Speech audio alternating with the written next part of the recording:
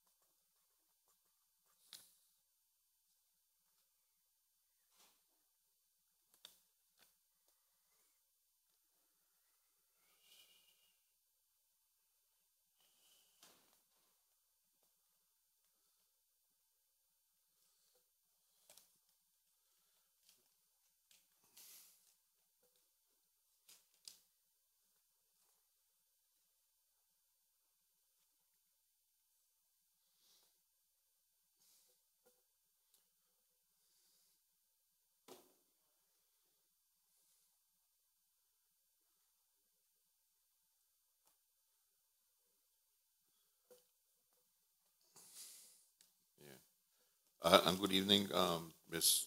Robinson. And we invite you, as usual, when you answer the first question, to identify yourself by name and position, and identify for the records the member of staff you have with you. As you are no doubt aware, we are dealing with um, the recommendations that were made by the Auditor General in 2015, most of which have not been implemented. And some of them relate directly to Children and Family Services. So we want to ask you a couple of questions. We've heard a lot about and some of it you've been were a party to from the meeting we had a couple of weeks ago, of this outline business case that was done by KPMG. I guess the first question is, were you a part of the group that was put together to provide that KPMG with input on what was going on in the units? Good afternoon. Felicia Robinson, Director of Children and Family Services. I'm accompanied by Pavinda Mendoza-Williams, who is the Deputy Director of Children and Family Services. Okay.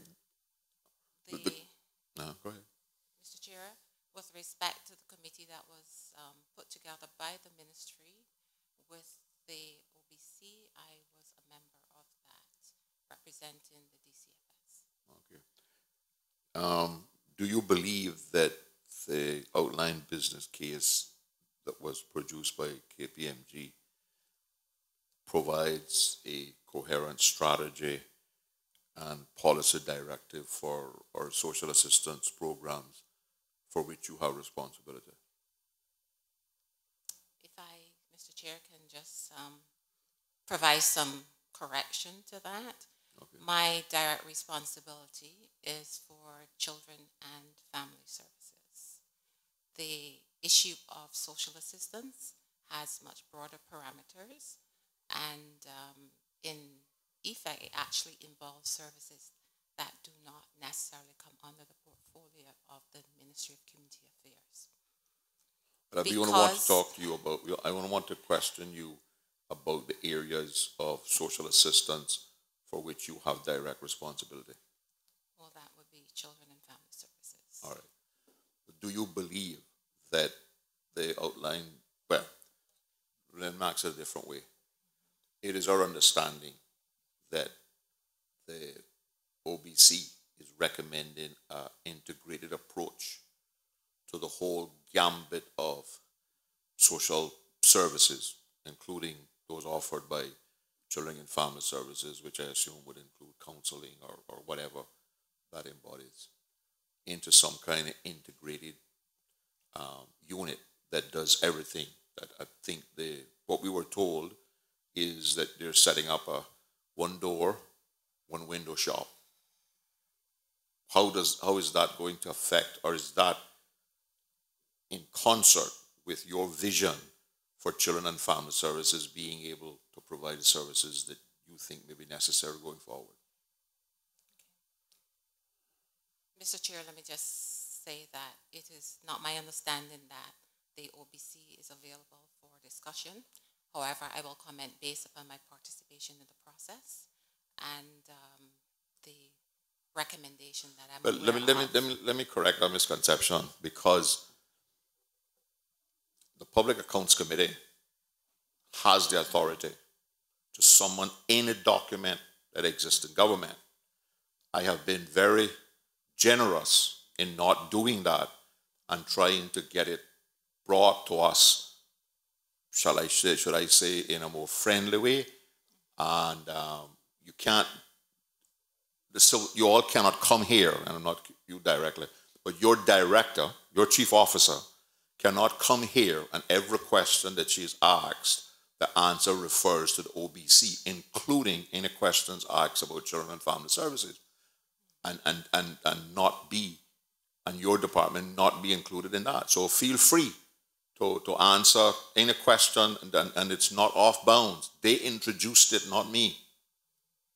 We came here to discuss the Auditor General's report and the response, the inadequate, absolutely inadequate response that we have gotten to that over 2 years. Your chief officer has introduced this OBC as basically the solution to anything and everything. And what we need to find out from you is if you share that philosophy, and are you confident that the integrating of children and family services with the other services under one roof with one door and one shop window represents your vision for children and family services in the Cayman Islands? Through you, Mr. Chairman. You are the professional. We need to know what your opinion is, if it's going to help our children and their families. Simple.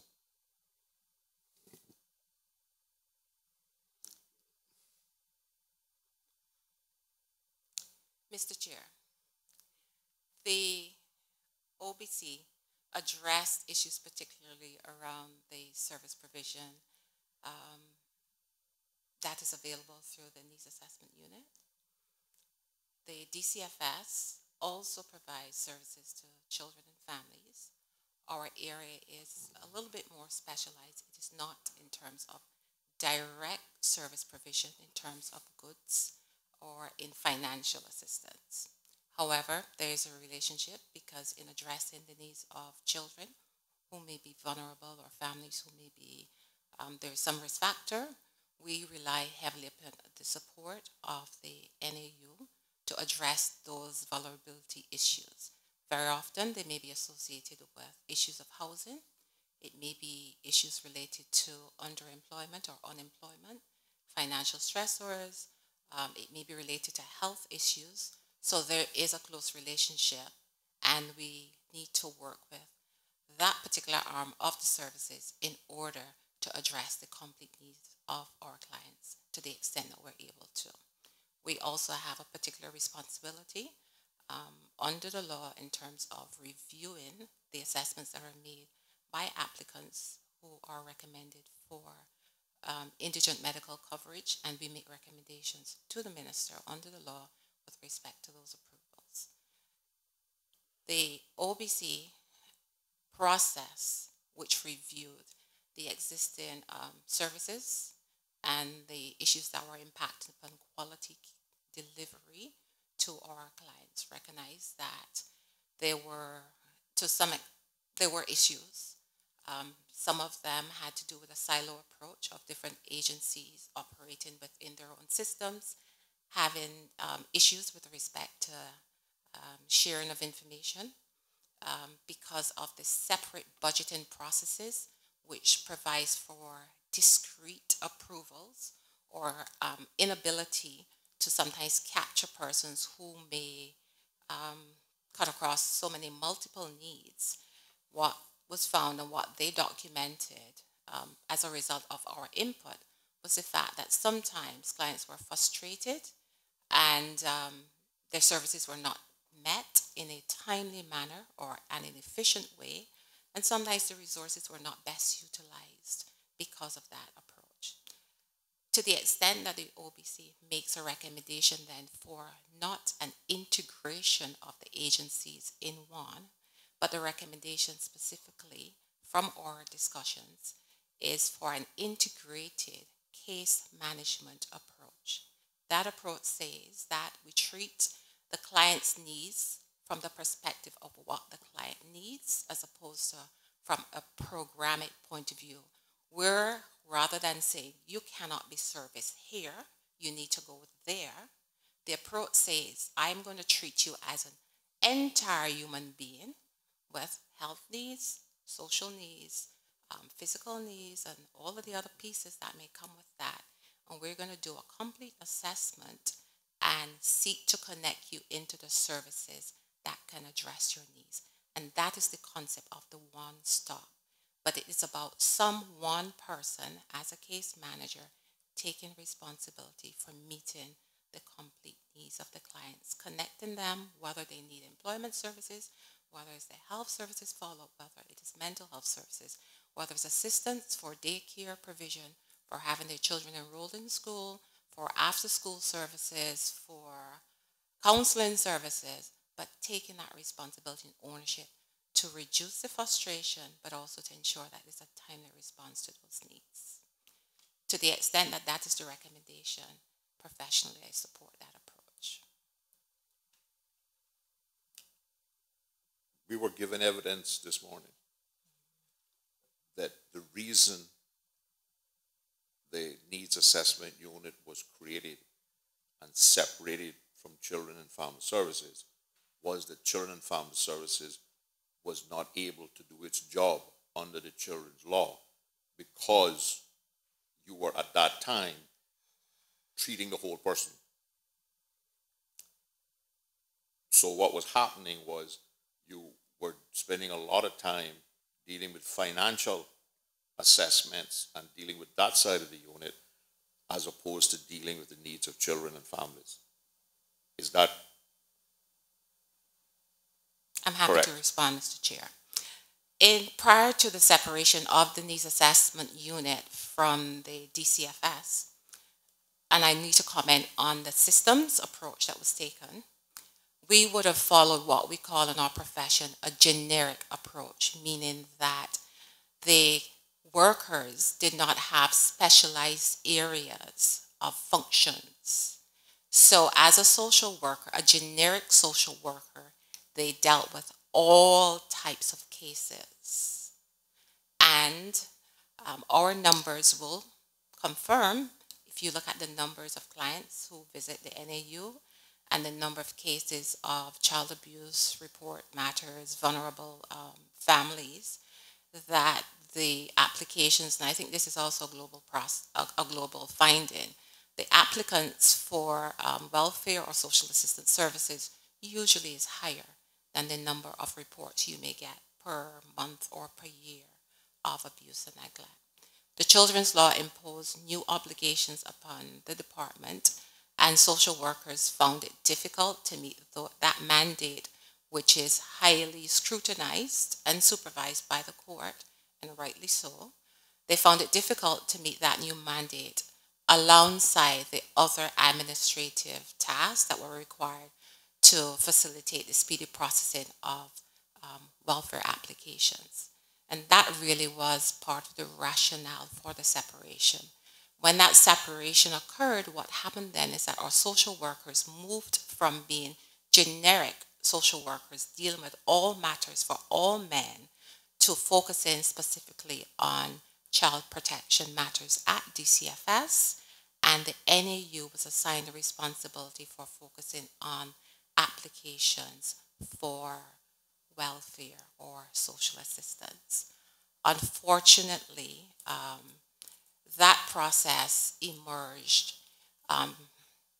into an approach where it was framed as simply financial assessments, and the element of looking at the social care and the other needs of the client somewhere got lost. So your preference would be to do what to continue to do what you're doing now, i.e., use the specialist approach as related to the services that the children's law requires you to perform? In terms of an integrated approach, Mr. Chairman, I believe it's important for us to keep the gains that are being established in terms of doing a more intensive approach to protecting our children. That is clearly required, and we cannot regret. With respect to the issue of social assistance,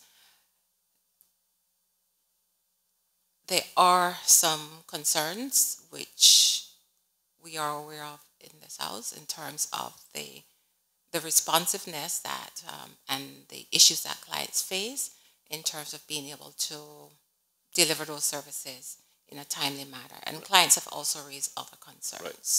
Right. But at the meeting we had a couple of weeks ago, we were told from evidence given that NAU was never resourced, and we were told that again this morning, because there were 11 positions created for the NAU, but they never got put in place because we took 5 and put into some housing thing that had to deal with 15 people per year, or 15 houses. I don't know how many people were in it, but they were only allowed to deal with 15 houses per year based on the financial allocation that they had, right?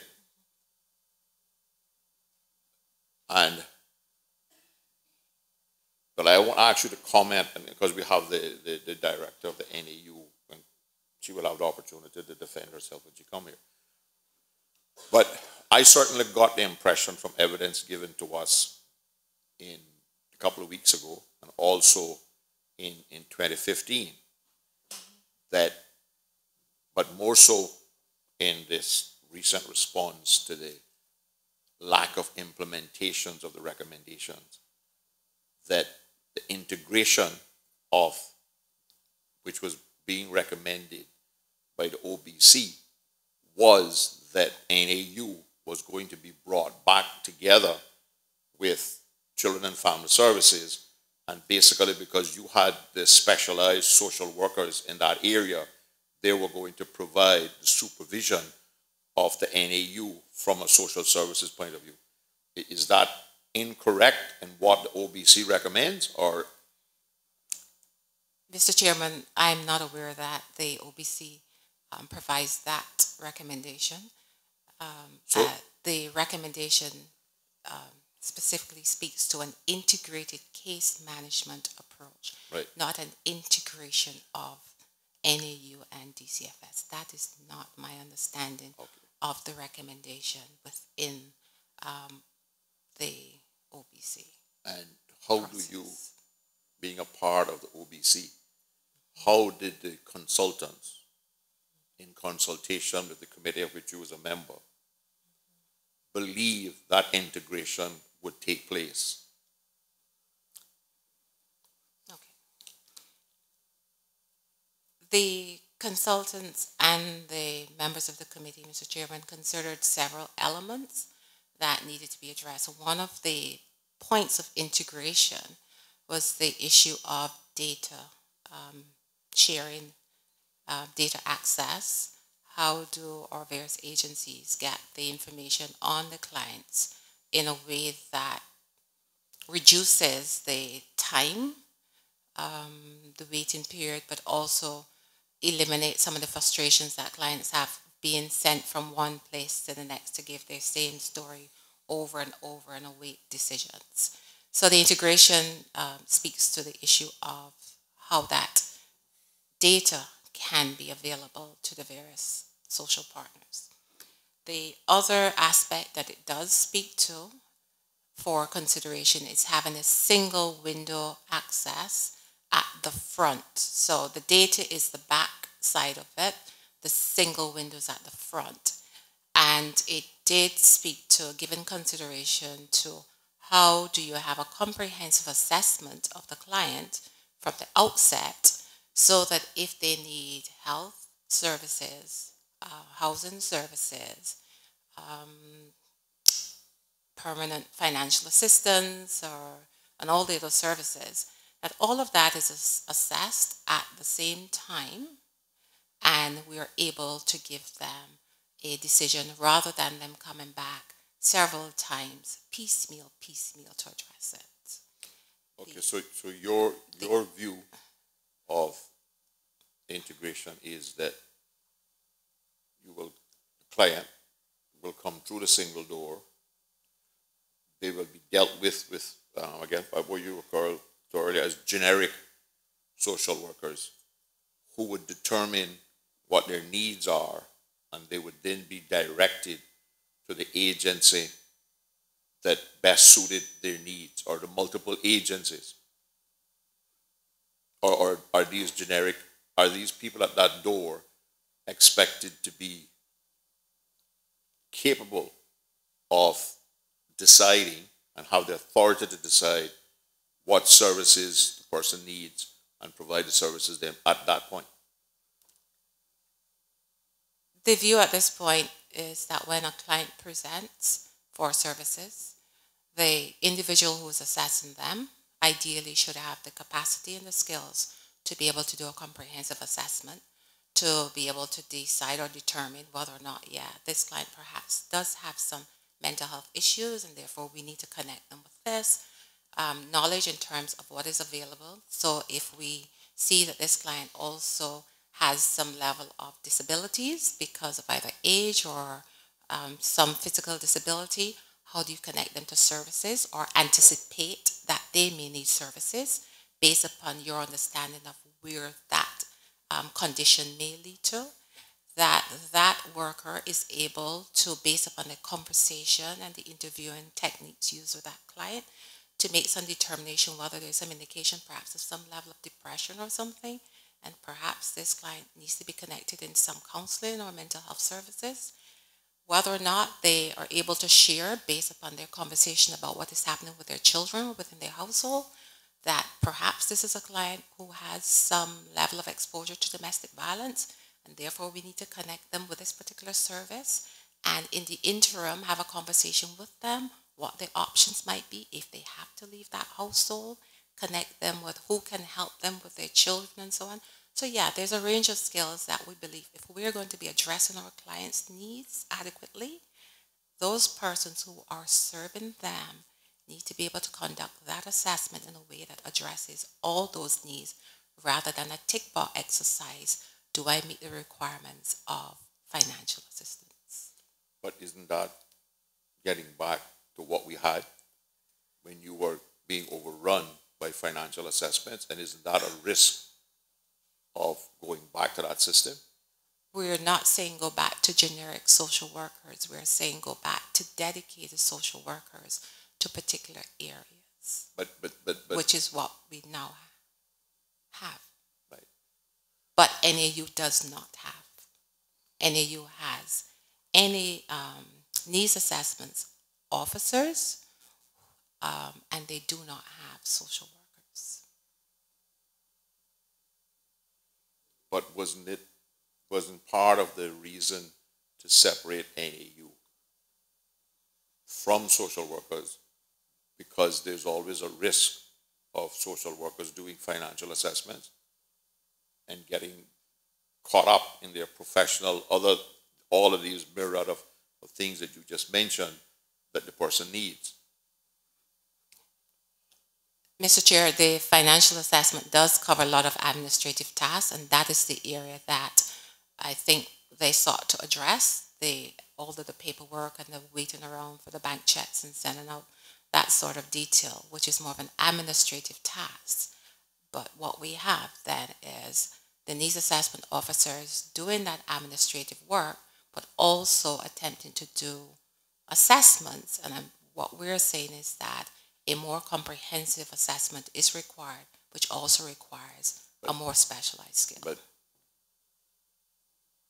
wouldn't it be better, I'm just asking, to upskill the needs assessment officers to them recognizing, in a very superficial way, of course, because they wouldn't have the detailed training, that the person needs to be referred to your department? And wouldn't it be a check and a balance if they recommended to a client of theirs, you need to go to visit Children and Family Services, and we're going to give you this financial assistance now. But when you come back next week, Monday, you ain't going to get this financial assistance unless you have in fact gone, and you can prove that you've gone to Children and Family Services for that detailed assessment of what your true needs are. Mr. Chair, what I think you are referring to, and it is in support of what we're saying, that it requires not just a financial assessment, but a case management process. And Yes. that is really a social work area. Agreed. How are we going? How does the OBC address case management in an integrated environment? Who's going to be responsible for the case management? I think the ministry, sir, needs to make a decision with respect to. So none of those decisions have been made. We're talking hypothetical in terms then, because if those basic decisions have not been made on and were not identified during the consultative process with KPMG, when are those decisions going to be made before you make a recommendation to do something? Because we were told this morning that the paper is ready to go to cabinet to accept this integrated form of social assistance. Mr. Chair, may I please continue with the answer that I paused on because I saw responses coming from the floor? The ministry has to make a decision as to when that case management approach is going to be integrated. There were, or there are, some other outstanding matters that were prioritized to be addressed, particularly the issue of the backlog of permanent financial assistance applications.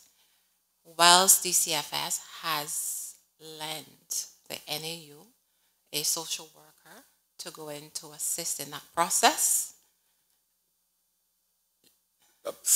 Forgive me, Mom, but we have 6 positions for the NAU approved in the 2016-17 budget. Pending the hiring of the social workers. But this was available from July 2016. And you're telling me that in August and September 2017, 3 months before the end of the financial year, we have not yet recruited the 6 persons out of the 11 that were available to the NAU, and you are lending social workers over to the NAU to assist them with financial assistance? Are you overstaffed? I'm not being fictitious, but... Mr. Chair, DCFS provided the assistance of a social worker because the PFA application situation had not been resolved for some time. We offer the assistance to support those clients who had been waiting for a substantial period to get that service, for that to be facilitated. I am not able to speak to the delays in the recruitment. I can say, however, that staff, social work staff, have been, the recruitment process for the social work staff has been completed, and as far as I'm aware, those staff should be in place by the 1st of October. And to the question of whether or not DCFS is overstaffed, we are certainly not overstaffed. Our caseloads under our contracts, our social workers should have no more than 27 cases. We have exceeded that number by far, which is not good in terms of what the standards are in terms of adequate caseload management. So what is the risk of, how many officers have you lent to the NAU? We have provided support through one of our social workers. One, just one officer. One social worker. We continue to provide support as needed through our community development officers. If assistance is needed in carrying out investigations regarding older persons, if assistance is needed in working with persons who've got mental health issues, we provide support in dealing with them. There are circumstances where we are called to deal with clients who present particular challenges because we've got the social work skills within our agency, then we provide the support. So would you describe the relationship between NAU and DCFS as effective or lacking in that NAU is not asking you for enough support from a social worker point of view? Because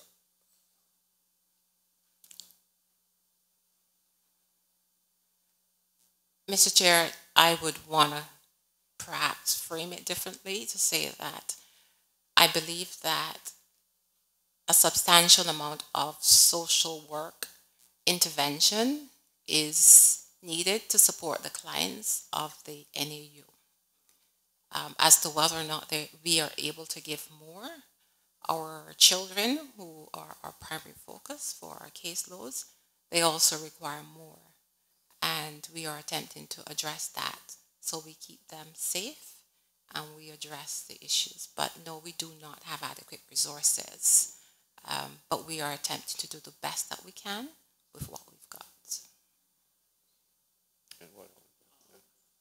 Thank you, Mr. Chairman. And I'd also like to thank Mr. Robinson for coming here today. I just want to, Mr. Chairman, through you, sir, to just refresh, and I'm not sure if you saw the Auditor General report, but I just want to put things in context so people can understand why we're here today. Just reading recommendation 1 of the Auditor General's report in regards to government programs supporting those in need. I just wanted to put this here so everyone is clear. The recommendation was the government should develop a coordinated social assistance strategy, including clear priorities and the specification of desired results to provide overall direction for planning and delivering social assistance and monitoring the results achieved. That was the recommendation. The government response in October 2016 was, the government accepts the recommendation. In order to implement the recommendation, a formal approval from Cabinet is required.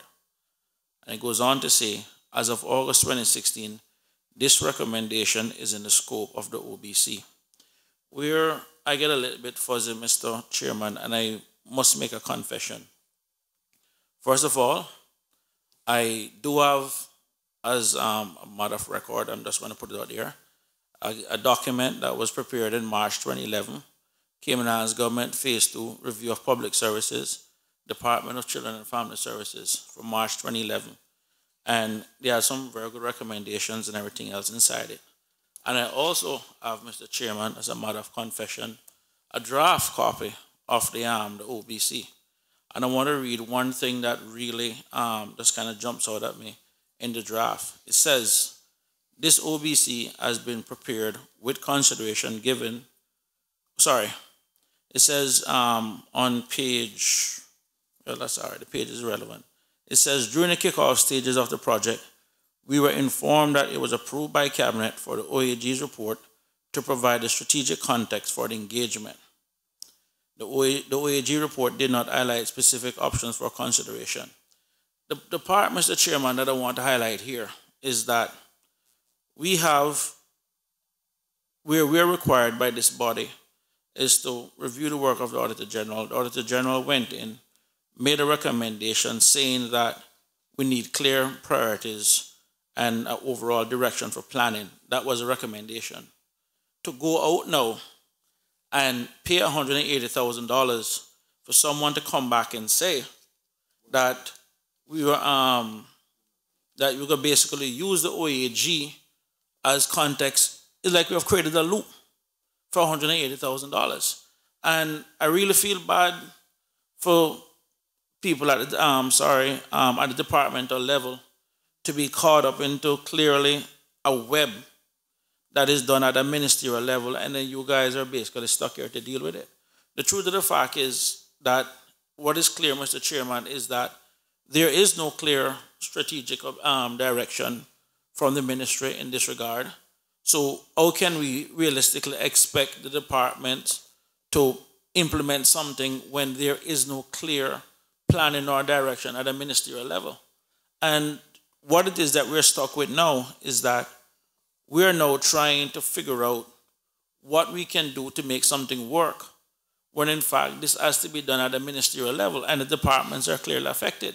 So we went through 2 hours of responses that I am still confused in many of the answers. And now we have the civil servants here from the departments, and I think Ms. Tamara is up next.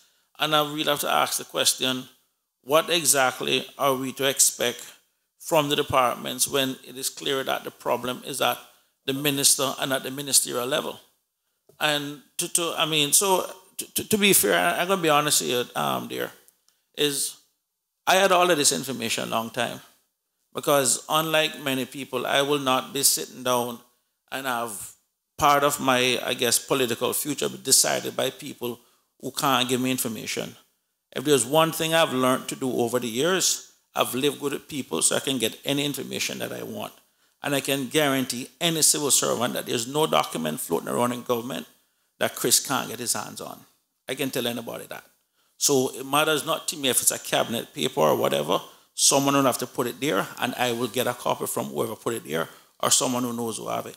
And Mr. Chairman, I just want to say for the record, I have sat down, having all of this information, listened to all of these answers, and the truth of the fact is, this is really and truly a waste of my time and a waste of the public time, because we're going around in circles, and I'm going to tell you right now, it's going to come back to one thing: the people who needs help isn't getting it, and I don't know what it is that we went achieve here, because we already know that the people are not getting help. We already know there's no strategy, and what I would like for us to do is spend the remainder of our time today to see what it is that we can do to get people help, because what I don't want is the people who need help sitting down and struggling and suffering while people inside there are building fiefdoms, kingdoms, and playing politics with people who need help. As I said this morning, I have a constituent right now who has no place to stay, who is being evicted.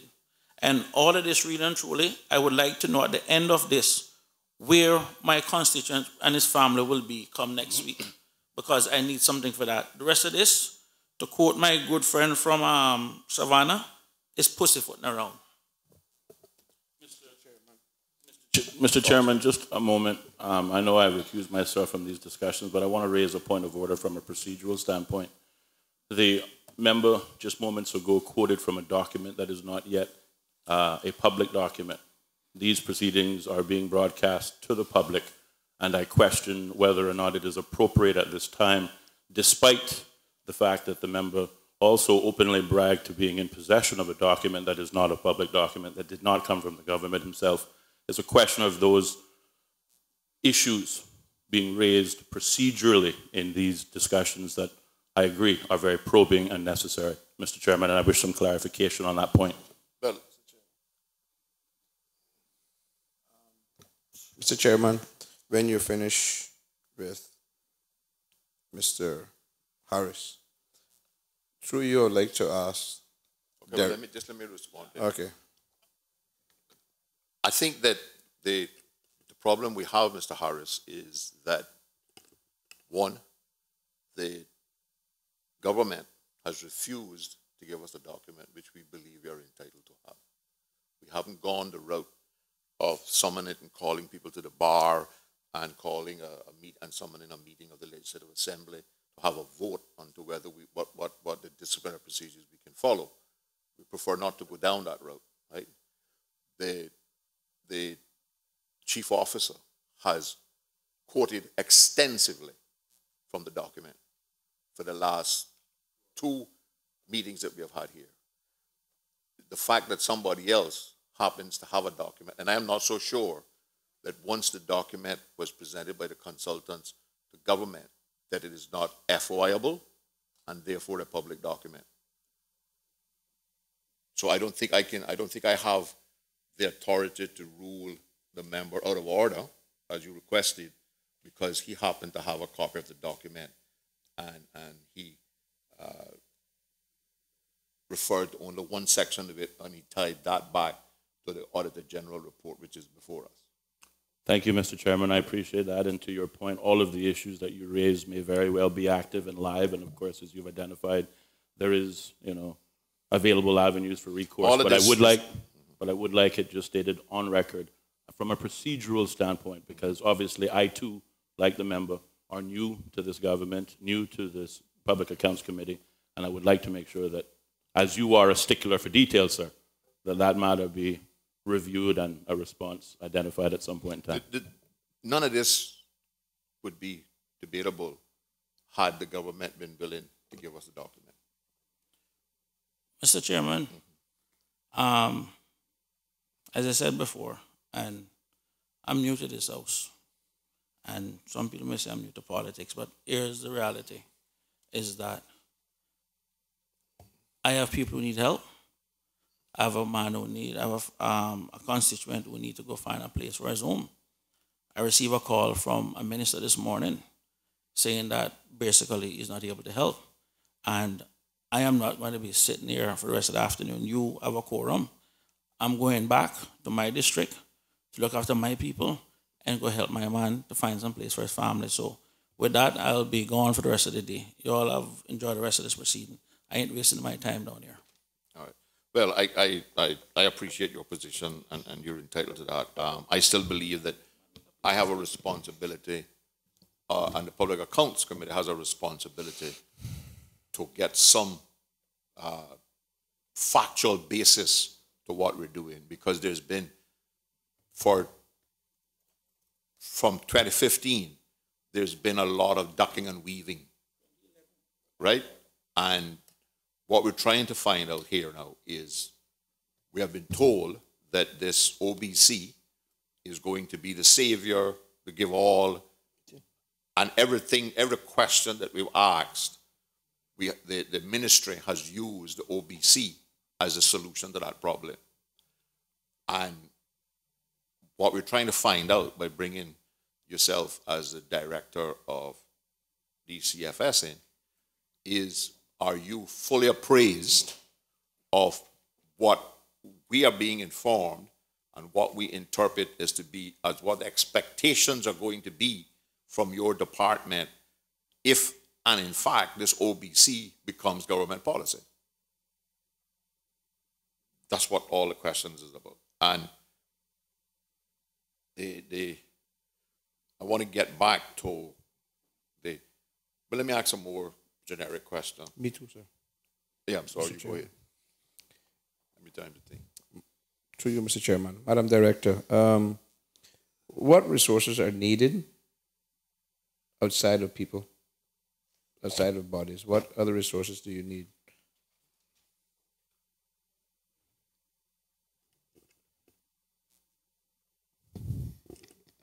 Mr. Chair, can you respond? Is this with relationship to NAU and improving their services, or is this globally in terms of providing social services? Okay, DCFS.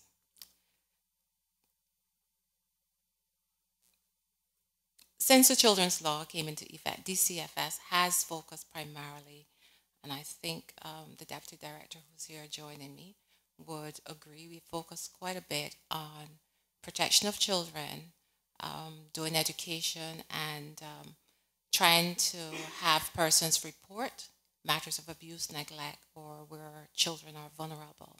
And I think a considerable focus has been placed on that element of our work, and trying to strengthen the protective interventions, being able to respond more quickly, develop comprehensive case plans, and look at how we build connections within our communities in order to better protect and keep our children safe. More recently, earlier this year, the MASH program was established again without any additional resources, but simply taking DCFS frontline intake workers into that setting and they respond to all of the reports that come in with respect to child abuse and neglect. And those reports come from many sources. It can be from within anyone in the community, because under the law, anyone can report. We all have a duty under the law to protect children. Some of us, in our professional capacity, we have a higher duty in the sense that we are mandated, we are required to submit those reports. So we address that on a day-to-day basis. That requires us, as needs be, to develop plans, as I said, working with all of the partners within our community and across the services. And some of that means we've got to look at alternative places to place these children, or alternative families who can work with them. And we do need a lot of help from our community in having safe spaces. Our foster care program has been around for a very long time. We still struggle to find suitable homes for children. We believe children thrive best in family units. We want to be able to grow that aspect of our work, but we do not necessarily have an agreement or resources to give our foster parents any significant contribution to caring for these children. And sometimes that is problematic. It is problematic not just because of the numbers that are needed, but also the extent of the responsibility. Many of our children are what we call therapeutic children. It may be that they've got some level of disability. It may be that their mental health needs are so acute that they need really, really intensive supervision and support and care to help nurture them to a place of wellness. And their primary families are not able to do that. So yes, that is a basic need that we've got. And that need can be met by persons within our community stepping up and say, I want to help take some responsibility for changing what is happening to children in the Cayman Islands. We do need the resources, staffing, to be able to move from just simply responding to reports of child abuse to be more actively involved within the community to address the needs of families who are vulnerable. So before it gets to a reported matter of child abuse, we want to be able to be out there addressing those little things that grow into big things.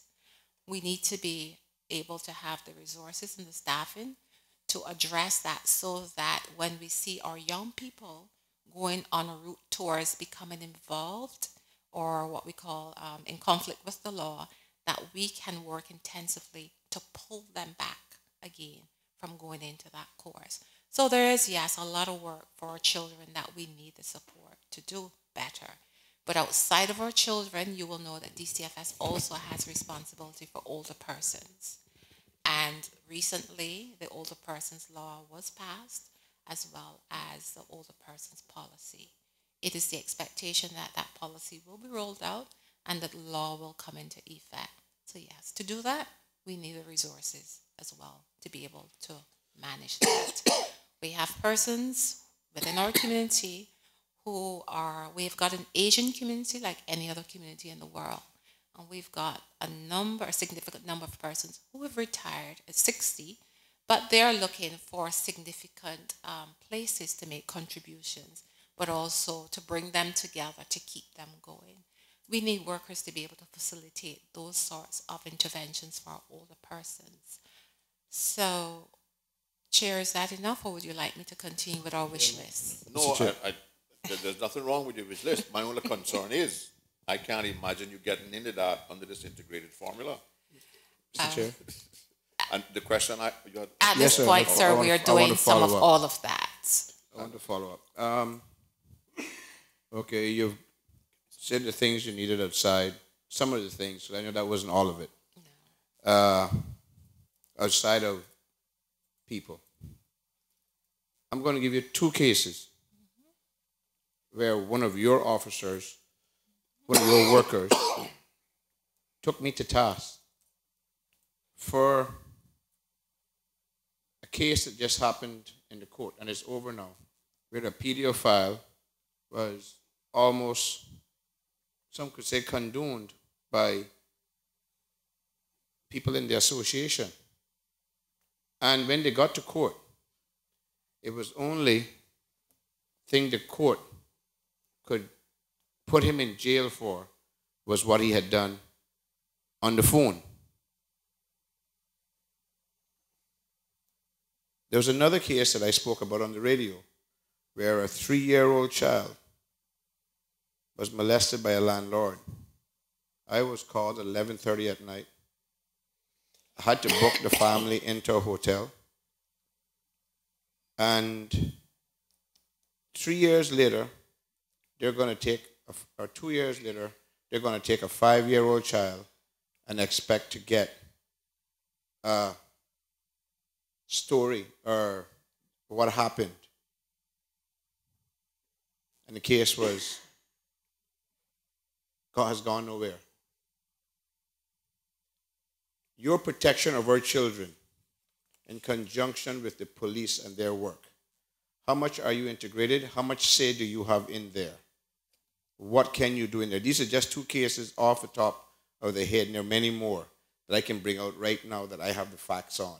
What do you need for cases like that where pedophiles are getting away or just getting slapped on the wrist for minor stuff? And that's part of protecting our children. And there's a problem here in this country. We all know it. No one wants to talk about it. What do you need?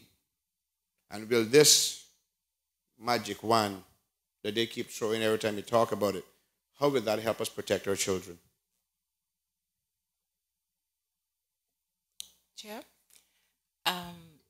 can I ask for clarifications to what the magic wand is? Because I don't want to assume it is the OBC. The OBC, sweet, love, the OBC.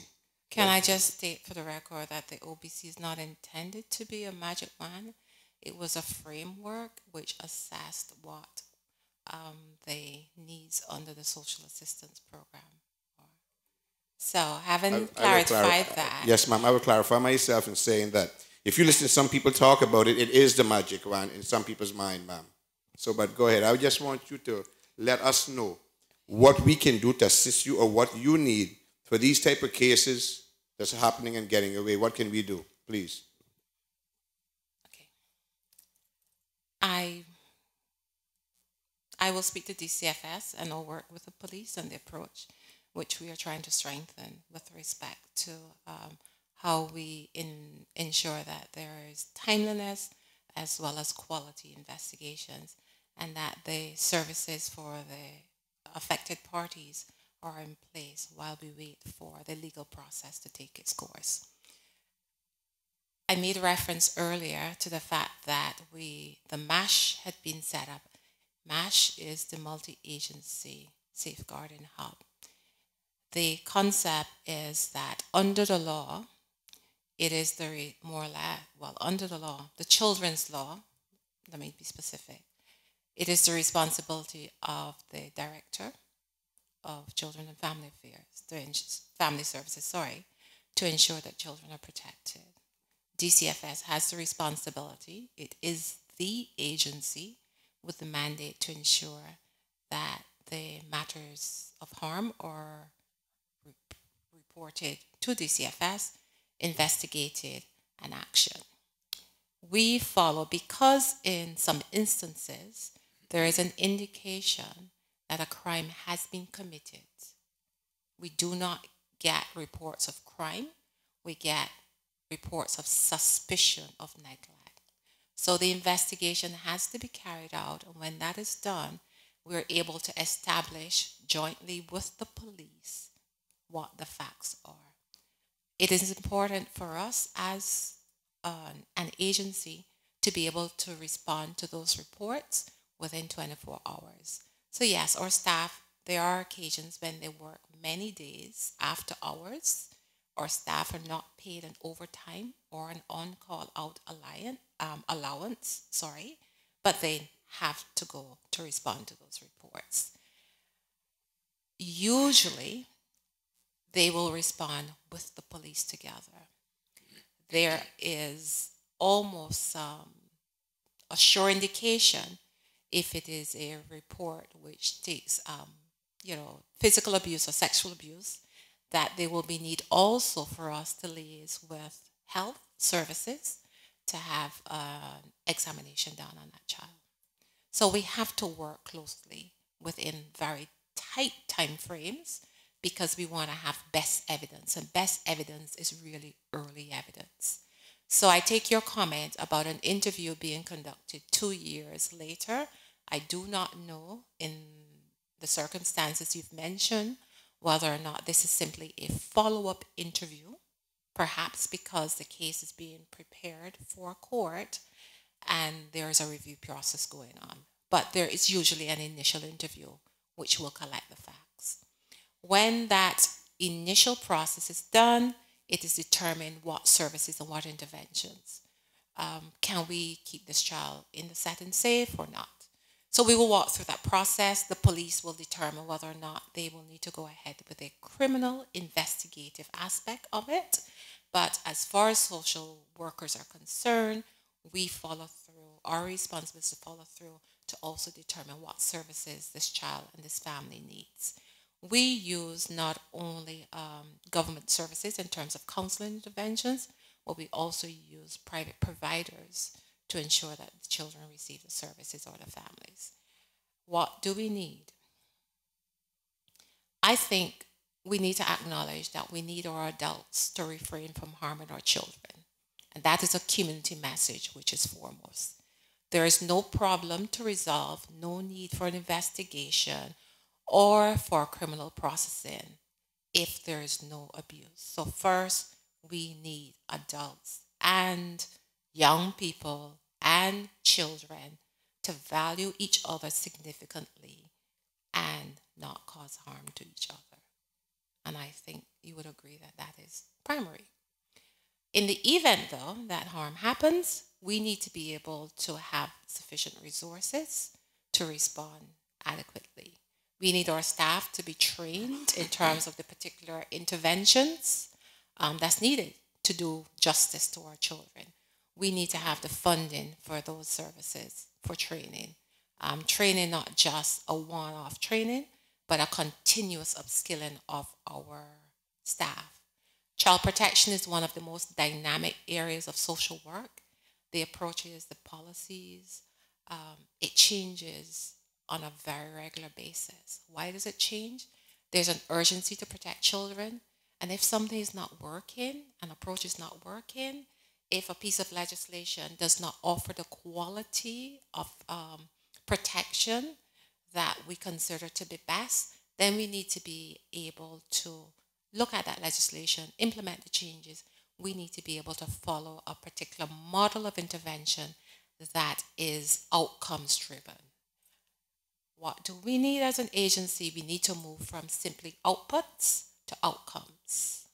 We need to focus on making an impact and change for our children and our families.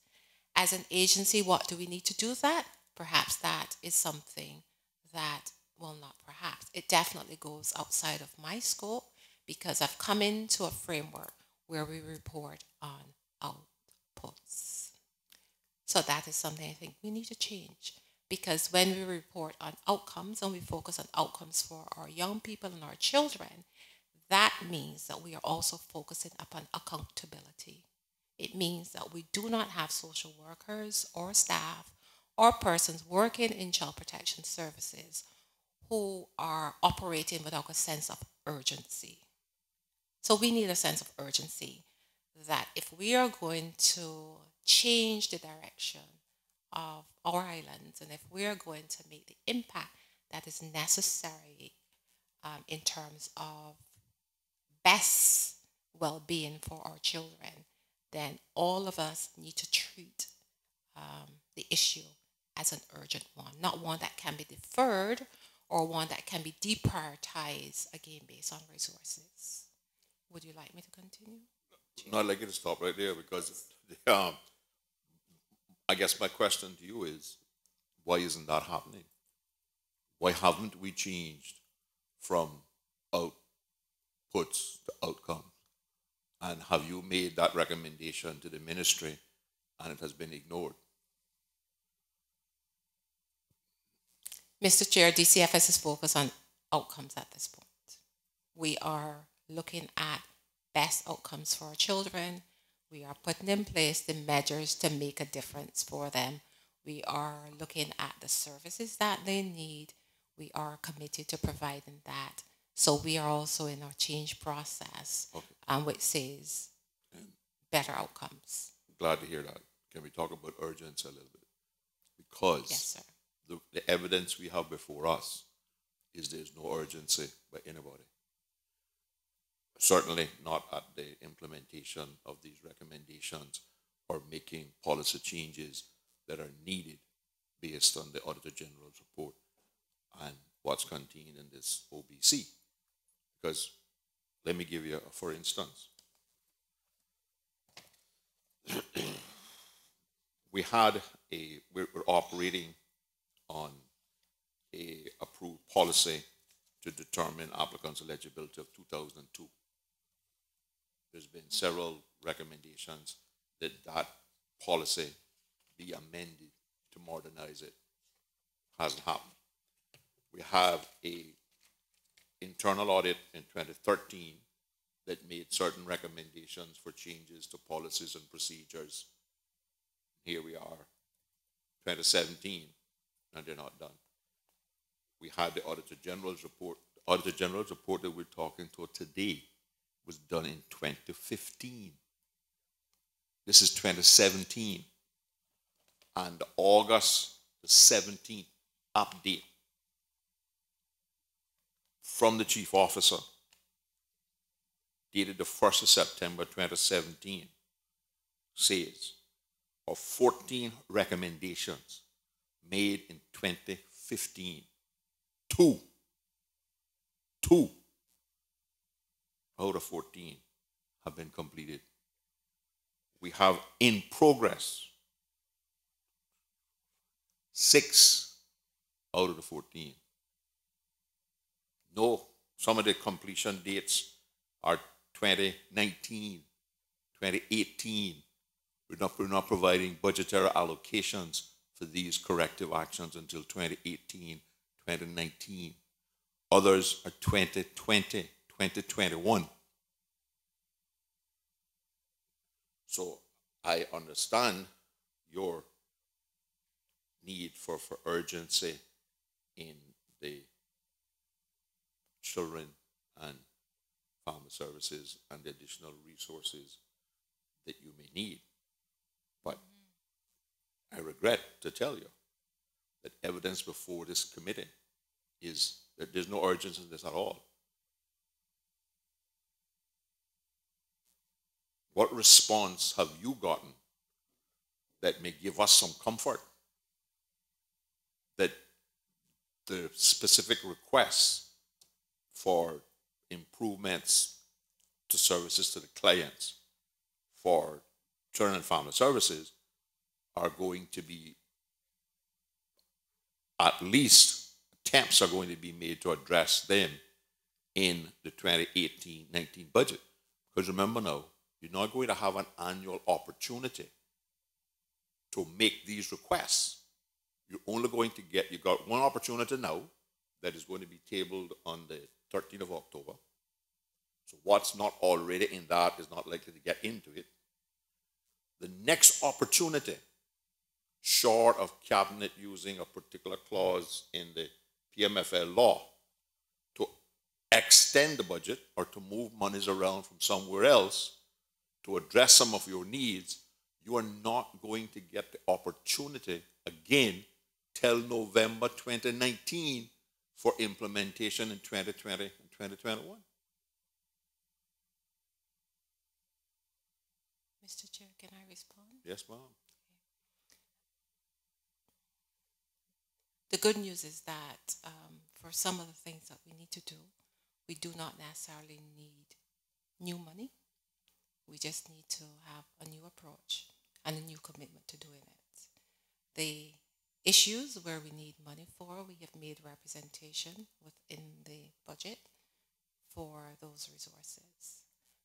So we are proceeding with our preparations to be able to upscale our programs and to provide the improved responses in anticipation that we will get at least some of those resources. I certainly, you have my support, and I wish you well. We appreciate that, sir. But again, I get back to the fact that the evidence before this committee suggests otherwise, and that is very, very troubling. Any other questions? Well, thank you very much, ma'am, for your time, and Thank you, Mr. Chair and committee, for the opportunity to speak.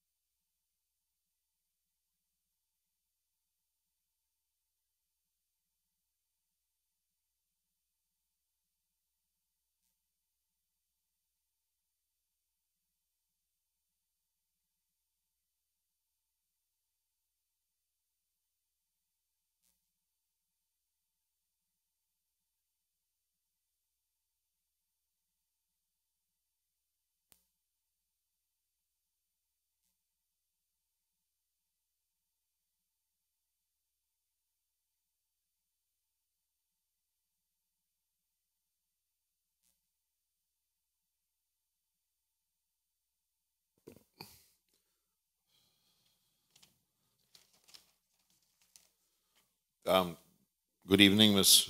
Tamara Hurlston. And when you answer the first question, you can identify yourselves for the record, and you can tell us who the officer is that you have with you.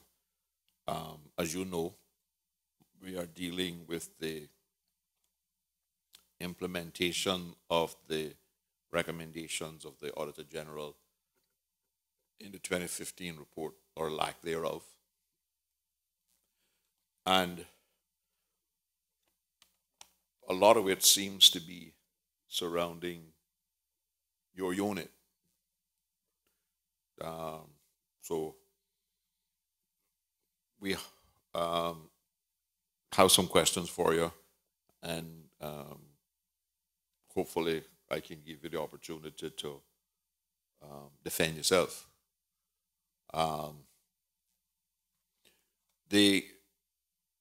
As we understand it, and from evidence given to this committee to date, a decision was taken in 2013 to separate the needs assessment unit from the Children and Family Services, which I used to be, when you were together, used to be called Social Services. The advent of the Children's Law, the Social Services became Children and Family Services. And then you were carved off and set up as a unit.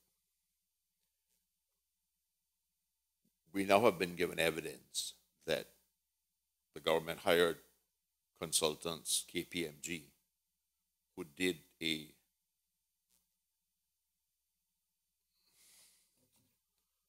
outline business case, which seems to be recommending that the NAU be reintegrated. Now, there seems to be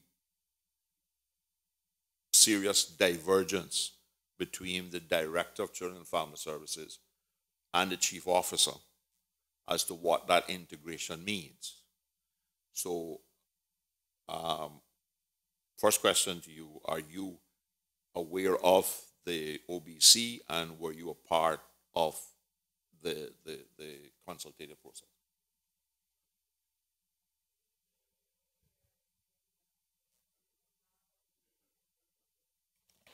Good evening, Chair, and everyone else. I'm here with my Deputy Director, Matthew Hilton, and my name is Tamara Hurlston. I'm the Director of the Needs Assessment Unit. In regards to the OBC, I was a member of the steering committee. I attended a few meetings, and so I was present when KPMG was consulting with the ministry and the relevant departments, which included Ministry of Health also. Well, part of the genesis of what we've been told is that that was largely driven because NAU is not, to avoid in a long winded, is not getting the job done, and clients are not being serviced to the level that they expect it to be.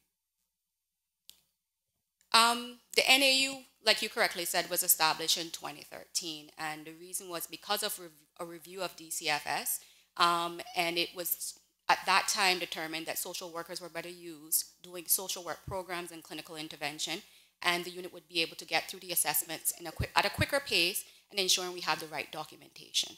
The original org chart called for 40 individuals to run this unit, which would include finance individuals. It also included needs assessment officers, as it was also determined that they did not need social workers to be doing assessments. As it was said earlier, when I was listening, social workers were better used then to do this clinical intervention and the programs that would be required for the same clientele. Because we do share the same clientele with health, and we also share with other agencies such as DOCS, Department of Counseling and Rehab, etc.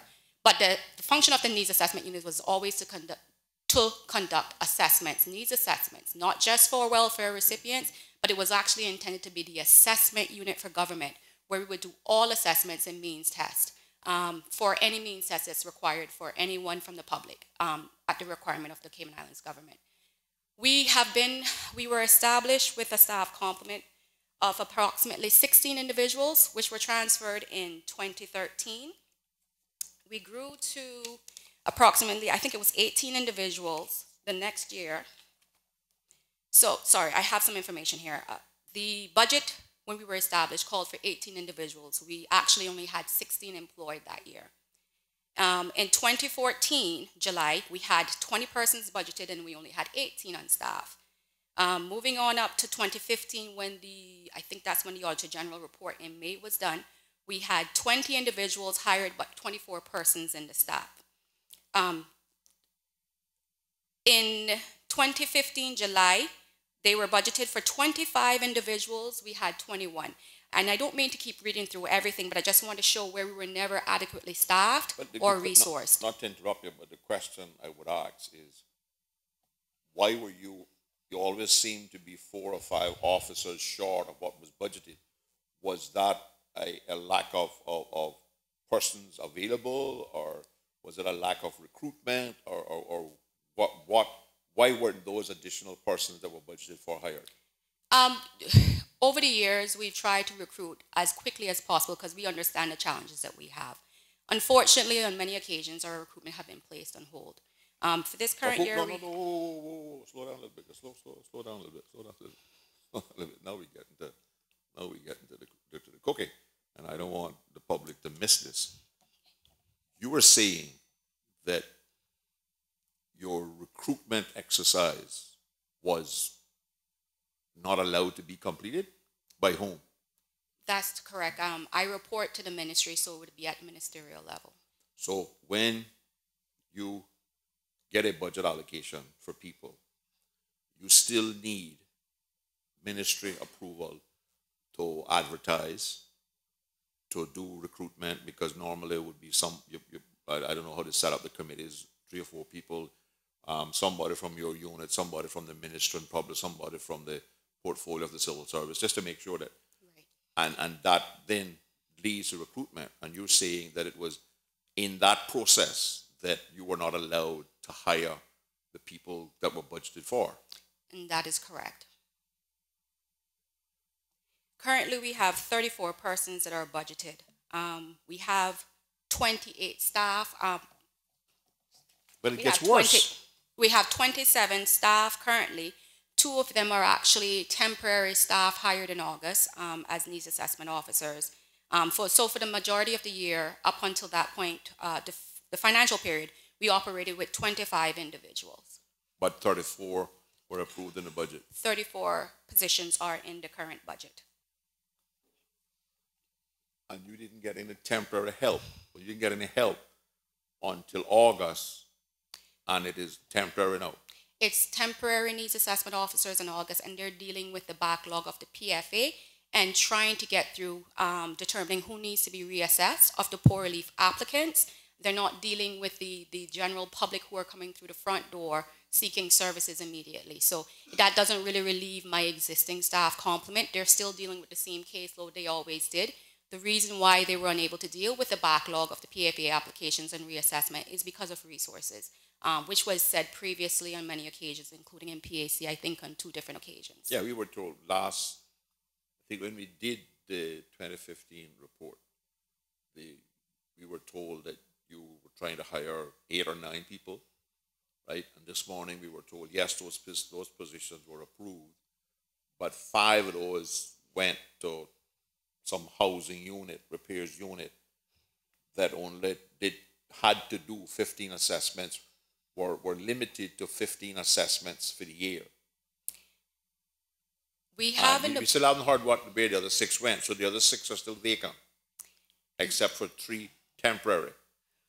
But like I said, we have 25 permanent employees, so that leaves 9 headcount vacant when you look at the 34 budgeted in the current budget. As far as the housing, the ministry handled the housing.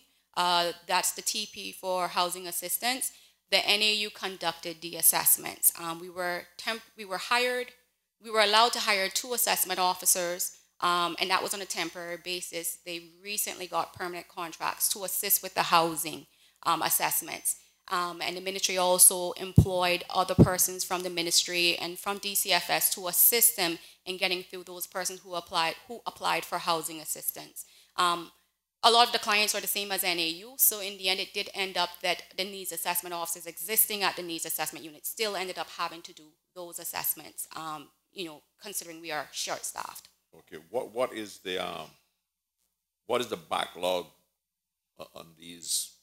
And clarify for me whether this backlog are new clients or these are people who need to be reassessed to see if they still qualify.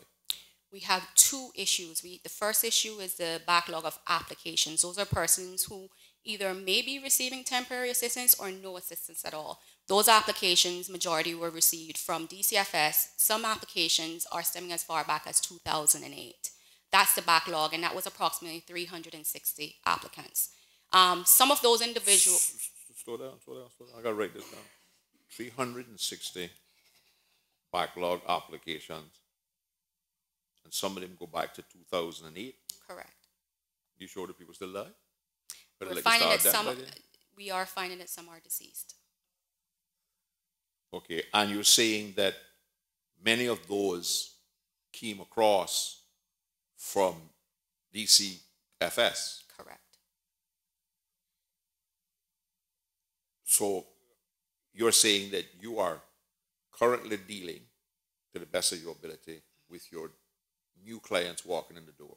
Correct. None of these backlogs are people who come to you today and you give them an appointment to come back next year. No, when someone applied through the NAU for the permanent poor relief, we actually assess them at that time, and if they need temporary services, we're able to provide it at that time until we could have dealt with the backlog of applications that now exist.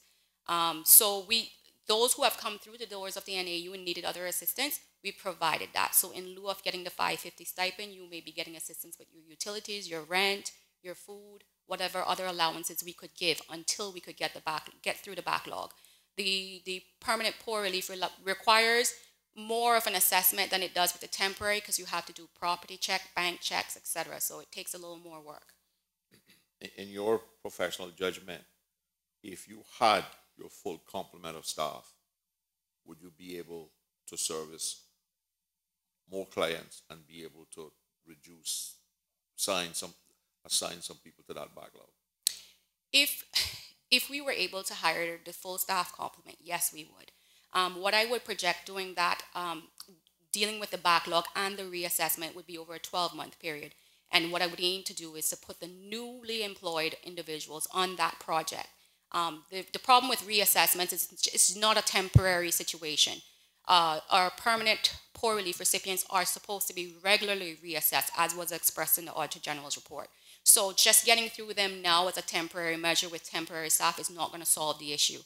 In order for us to do proper case management, where we can see the needs of a staff and refer them to the relevant agencies, we will need the resources. And I do believe if we had the full staff complement, the org chart calls for 40 individuals in different capacities, which includes accounts, needs assessment officers, supervisors, compliance officers to ensure they're in compliance.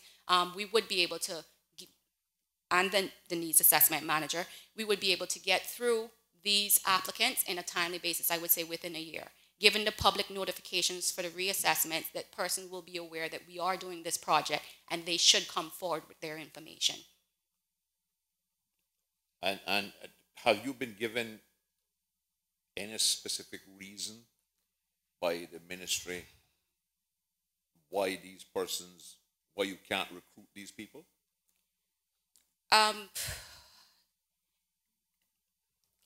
For this fiscal year, this budget period that we're working in, because previously it was always the lack of resources because the budget would not allow, which was correct. We did have, even though we weren't able to always hire everyone in the budget, we knew we needed more.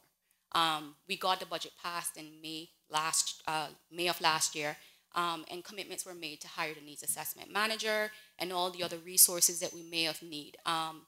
Ever since then, we've had an internal review the ministry initiated, and I think that was in July or August. I don't have the exact dates.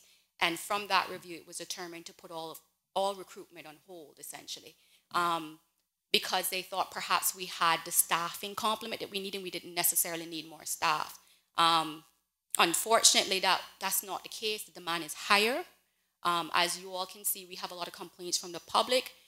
We're so short-staffed, we can't even answer the phone. And in many occasions, my frontline staff is dealing with the persons who are in the office and are unable to answer the phone to deal with queries. These are some of the challenges that we have, and we have requested from the ministry to allow us to hire the full staff complement so we could deal with some of the issues and complaints from the clients. I think something as simple as hiring a receptionist, someone to deal full-time with our phone calls, and also to deal full-time with our NAU info email, which is where we receive all the requests for services. That would alleviate a lot of the complaints from the public, because our clients just want to know that someone is dealing with the case and that we're not just leaving them behind. Unfortunately, we have approximately 1,800 families that we're giving services to, and I have 12 officers full-time on those services. I have four accounts officers processing thousands of payments, and this includes food, rental, and all the other services that we provide, and I just don't think it's sufficient. The fact that we have an org chart that calls for the resources that was required when we were developed shows that we were never staffed, and therefore giving us a fair chance to see whether or not the unit is working. I think it's unfair to say it's not working when the resources were never provided. We also need legislation. The poor relief law is from 1997. It needs to be reviewed. I think it's also said in the OBC that it also needs to be reviewed. It's been said by the Auditor General's report that it needs to be reviewed. We have no regulations. The regulations, as I'm aware of, have been in draft from 2009, 2010. I've heard that it's being reviewed. It's been reviewed as recently as 2017, but still we don't have any regulations. But on what basis are they reviewing regulations that are not put in place? Because the only need to review regulations that have been drafted is they were put in place and they weren't achieved the objective, or the circumstances and the demographics change, and therefore you need to tweak the regulation. But so they're had regulations drafted, and now they're reviewing them again, and then they're reviewing them again, but they're not implemented into law. There are no regulations implemented, and as I heard earlier, I think they said they were with legal drafting, and the last revision was done in 2017, January, I believe. But no, we don't have regulations. And the challenge we're going to have here is without having the proper legislation in place, we're unable to assist our clients in becoming self-sufficient because we need to ensure that we do have some teeth, which would be the legislation that would allow us for the client to take part in programs and to do other initiatives that would enable them to become self-sufficient and would entitle them to the services, holding the clients accountable for whatever services they receive from government. I mean, it is very unusual. I don't know, Mr. FS, if you know of any other department in government that had positions budgeted on a regular basis, approved, and they weren't recruited. We're familiar with we didn't get enough, and we recruited all of these. We need more.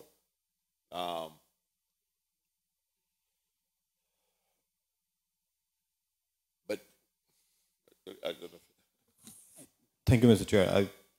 Unfortunately, I can't really address that. It does seem curious. Yeah, unusual. It's unusual. Let me bring you back to this OBC, right? What is your understanding or interpretation of what integration, which we understand is being recommended by the OBC? Because we were told this morning that the consultants were asked to consider, they made two recommendations. One, do nothing, and two, go to some integrated form. What did you ascertain in your dealing with the consultants' integration to me? I was at meetings and I was consulted for my feedback on several issues. In the finalization of this document, I wasn't as consulted. In my understanding of the integrated approach, I have, my staff has also had concerns with just hearing things in the public and not understanding what it means. They've actually thought that it meant that we were going back into DCFS, and we've had meetings with the chief officer for the staff to get a better understanding on exactly what was happening with the unit. Unfortunately, I can say I'm not sure what the integrated approach is.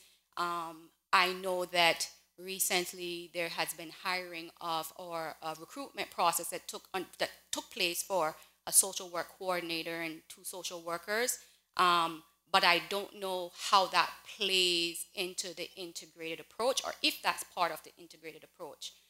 So I'm not sure exactly what that means. Well, based on evidence given to us this morning, the integrated approach has not yet been accepted as policy. And we were told this morning that integrated does not mean putting NAU back with DCFS. It alluded to there would be some kind of integration of the database and some of the back office functions, whatever they are, administrative or whatever. But so that social work supervisor and social worker, I would guess, based on the evidence before this committee this morning, were not related to that integration because that decision has not been made yet. Although, if I read between the lines in the SPS and evidence given to us a couple of weeks ago, it seems that that is a foregone conclusion, that is going to be the accepted policy position of the government to integrate these services. And there seems to be some allocation in the budget, or the SPS is predicting some things will be, there'll be improvement in services and reduction in costs and stuff like that.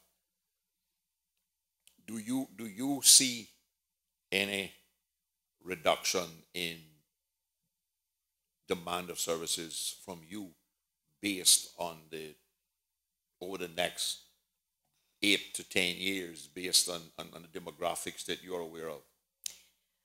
I don't see a decrease in demand, and I don't see a decrease in services. As a matter of fact, I see the opposite. I have petitioned to the ministry in revising our criteria on several occasions, which was mainly to increase the benefit amounts that we give to our recipients.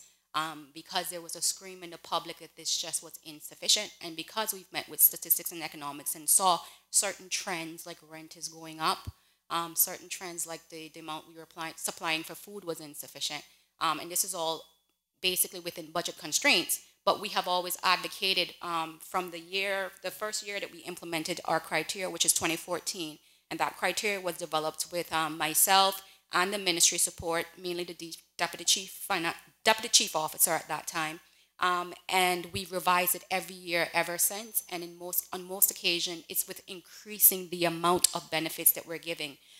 We're seeing more and more persons come in that never came in before, more and more foreclosures, which is requiring persons to seek rentals. And based on that trend, it would appear as though we're going to need more funds in order to deal with the issues we have. We've also done, we've had appropriations reshuffled.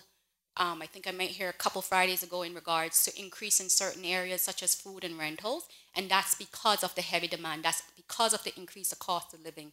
So if that trend continues, the cost will always increase, at least for the next 8 to 10 years, unless there's something that is done dramatically to deal with the issues, the other social issues that we have. I do believe that if we had my interpretation of integrated approach would be that where we have all of our agencies working together as one, because we have similar clientele, and there are programs within the districts where they can access different tools to make them become self-sufficient. We can get persons employed. We can give persons parenting classes, counseling, drug rehabilitation, all those different programs that are needed to allow persons to deal with the clinical social issues that they have and therefore become more self-sufficient. That will help us, and that's what's lacking right now. But in regards to the status quo and in regards to not having those programs by the relevant agencies, I don't foresee this going down anytime soon.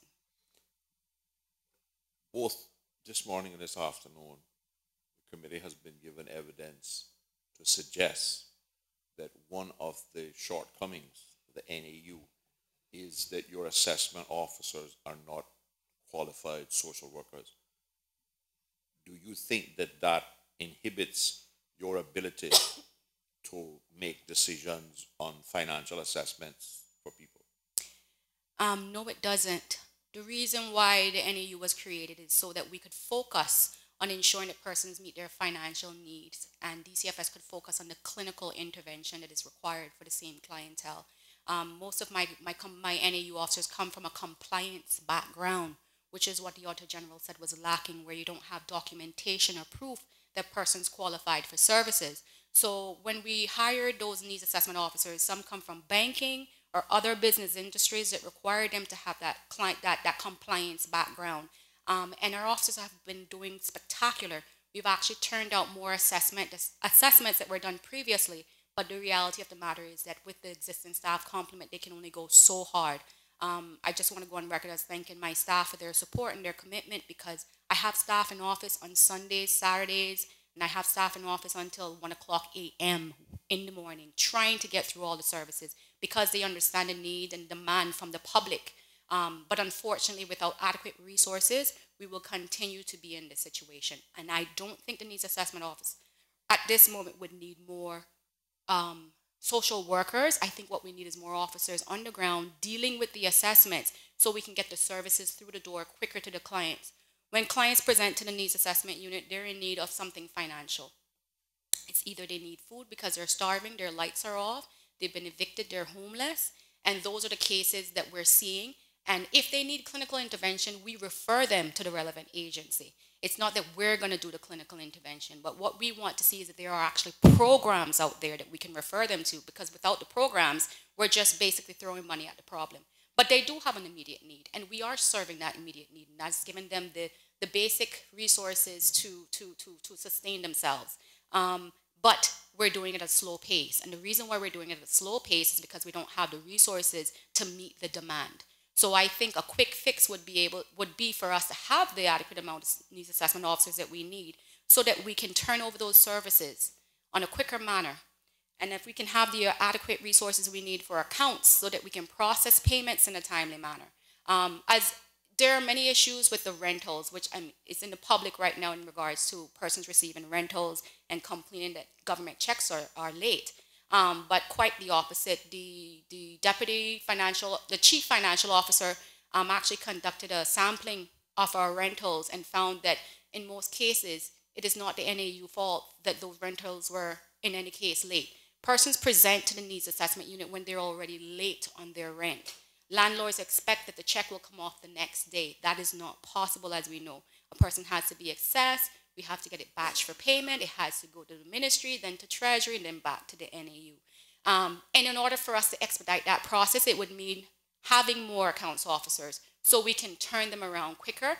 But there are some issues that we can't resolve, and that's where, if clients present when they're already in arrears, there's really not much NAU can do other than try as quickly as we possibly can to get through the services and the assessment process.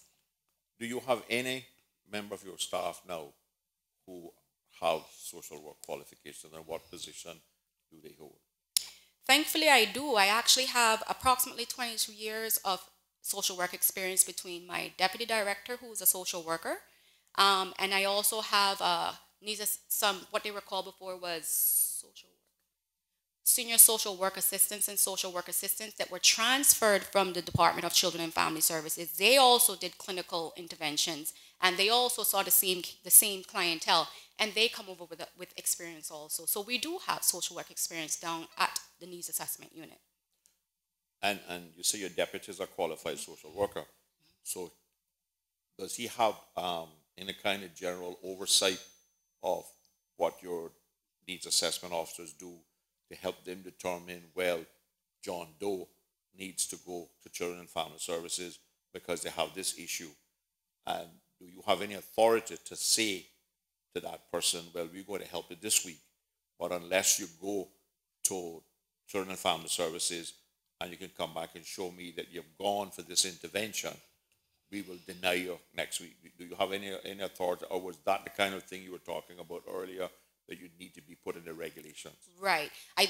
That authority would need to be through legislation. We don't have it now. We do, in our policy or criteria, state that you should partake in certain programs like registering with NWDA, but it's nothing that we have teeth with, which would be legislation that we could mandate that you have to go for your clinical intervention, for your drug counseling, for whatever programs we saw fit to refer you to before you get your next stipend. Unfortunately, like I said, if there are no programs or not enough programs to refer them to, it's kind of hard to hold the clients accountable if we haven't put the measures in place as a government. My staff is sensitized. They are sensitized to different areas such as mental health. We liaise with HSA, and they've actually conducted training for our staff. We've also had sensitization because we have a social worker on staff who guide the decisions that are being made when it comes to clinical intervention to do those referrals. So Matthew, my deputy, is very involved with that process. He meets frequently with the needs assessment supervisors to give them guidance on cases. And my staff and themselves have also made referrals upward to management because they see certain issues, because we do sensitize our staff. The problem is, like I said, once we've identified the issue, having somewhere to refer them to where there's going to be proper intervention. I do realize that other entities are saying they have a lack of resources also. But if we don't have the programs, again, if we make those referrals, we can't hold the clients accountable if there are no programs necessarily to refer them to.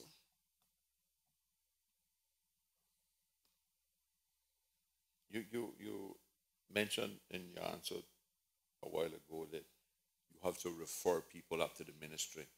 Do you have to refer people to the ministry to authorize payments, or do you have policies and procedures that allows your officers to make those judgments now and award the benefit?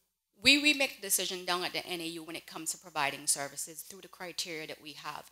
Once they've met the requirements of the criteria, we have our financial assistance database, FAST, which we implemented at the NAU, which is actually a copy of the HOPE database that Department of Children and Family Services use. So it's a clone of that database that we need a little more bells and whistles too, but that's what we currently use. And through that database, we document services, and progress notes based on the case to do a case review.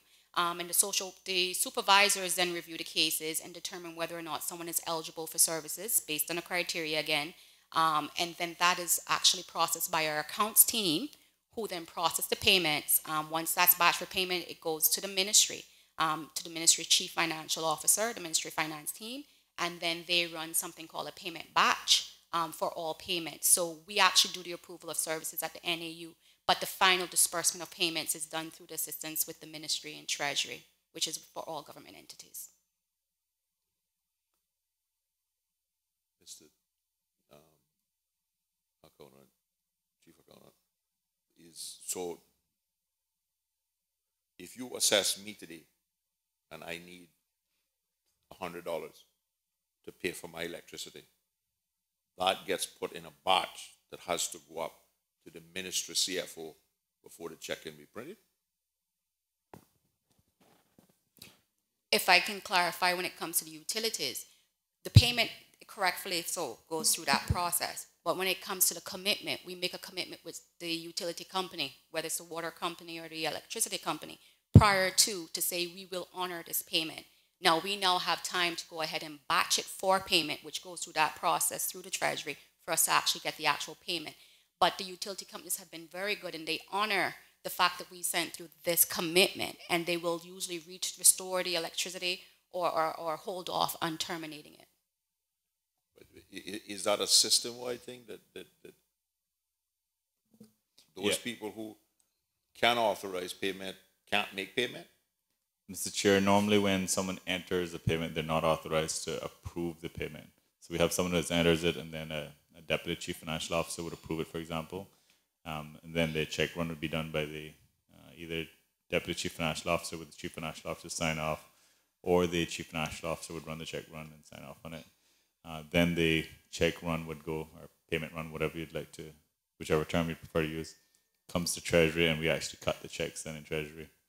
And that's the process that we have. We try to ensure the segregation of duties, though, so the same person entering it cannot approve it. But what happens in your case if the deputy CFO and their re-examining of your authorization for payment says no? Fortunately, we haven't had that we've had a no. The ministry usually process our payments. Each ministry have their own payment cycle and when they process payments. We have requested recently that our ministry do more frequent payment runs because of the fact that we deal with the needy, and therefore, instead of having 2 payment runs for the week, we wanted more. We've requested this previously, and we requested it again. And the CFO did make a commitment that he would do more payment runs per week.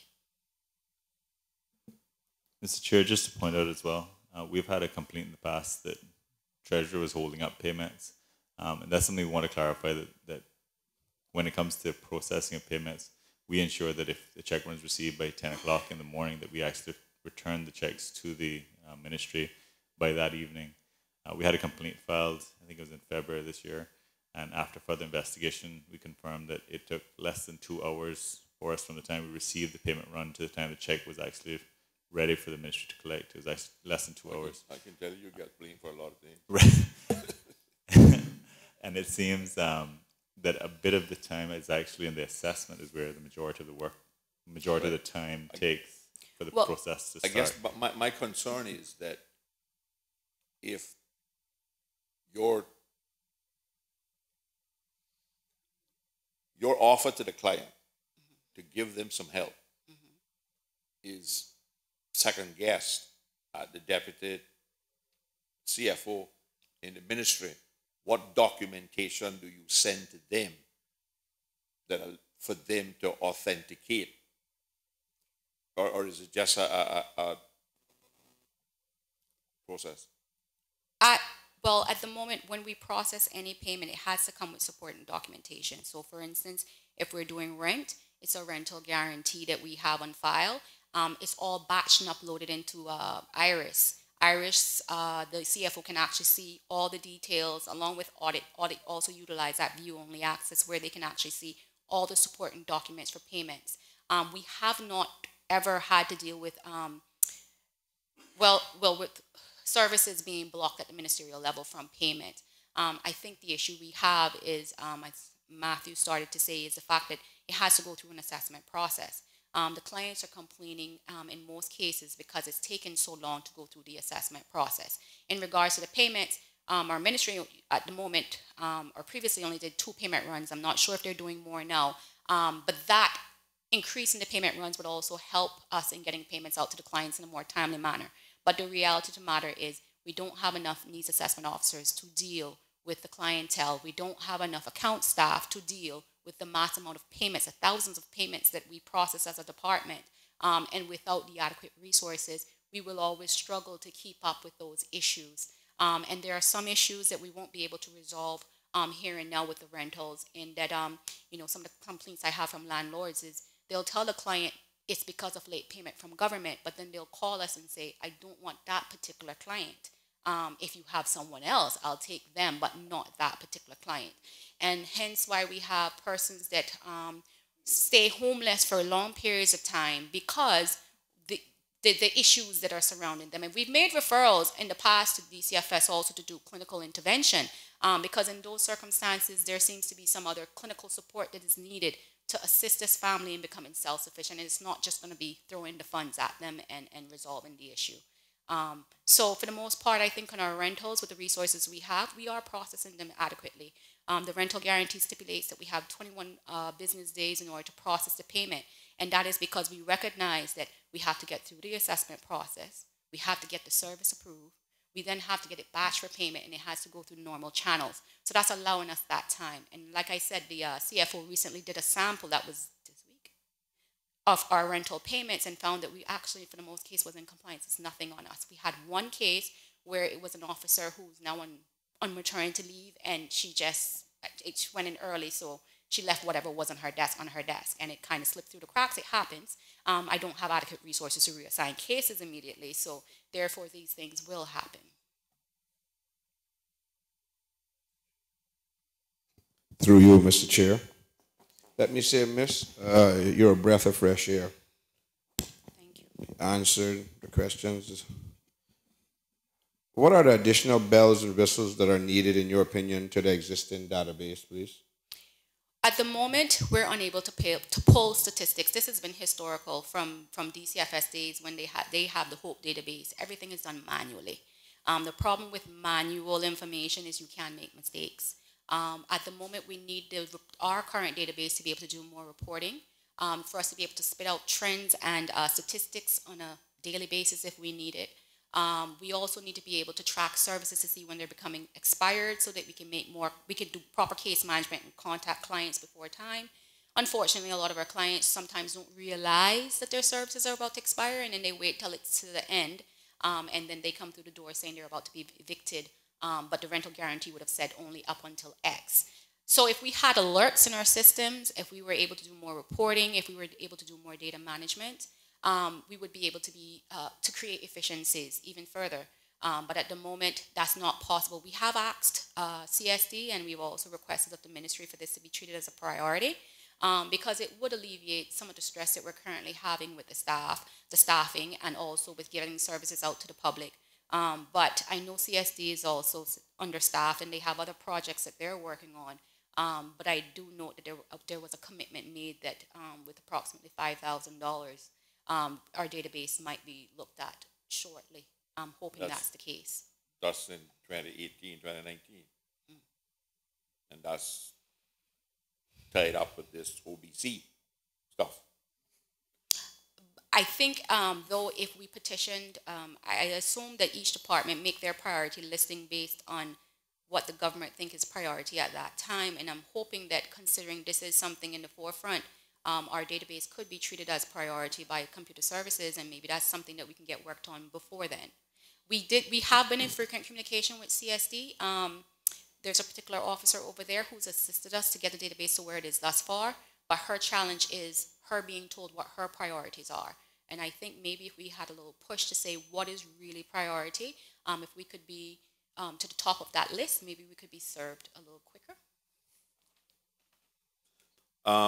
Do you know of any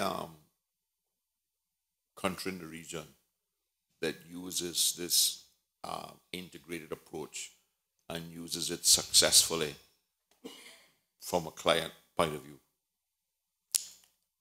Sir, as I stated earlier, Mr. Chair, I'm not sure of what the integrated approach in the OBC, I'm not fully aware of what it's intending. As far as knowing of any... Here how it was described to me. Everybody comes through one door, and everybody goes to one shop window.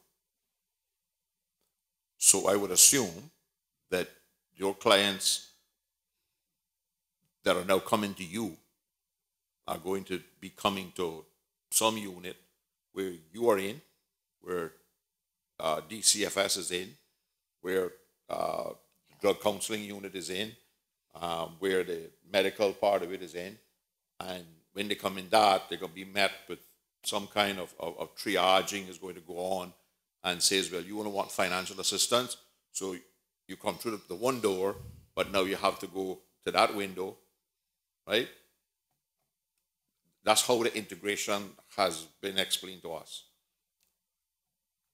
I can't say that I know of any other jurisdictions that have that type of an integrated approach. In my mind, what I think would be something that could possibly be done is we do understand that we do service persons for indigent medicals, for instance. That was one of the issues, and that having a client go to so many doors. We did make a referral previously that we could have NAU officers stationed at the at the HSA, which was at the last PAC. It was actually recommended, I think, by you, Mr. Chair. And HSA graciously provided a space for us. Unfortunately, it was with the intention of hiring more needs assessment officers, so we could train and station them over at HSA.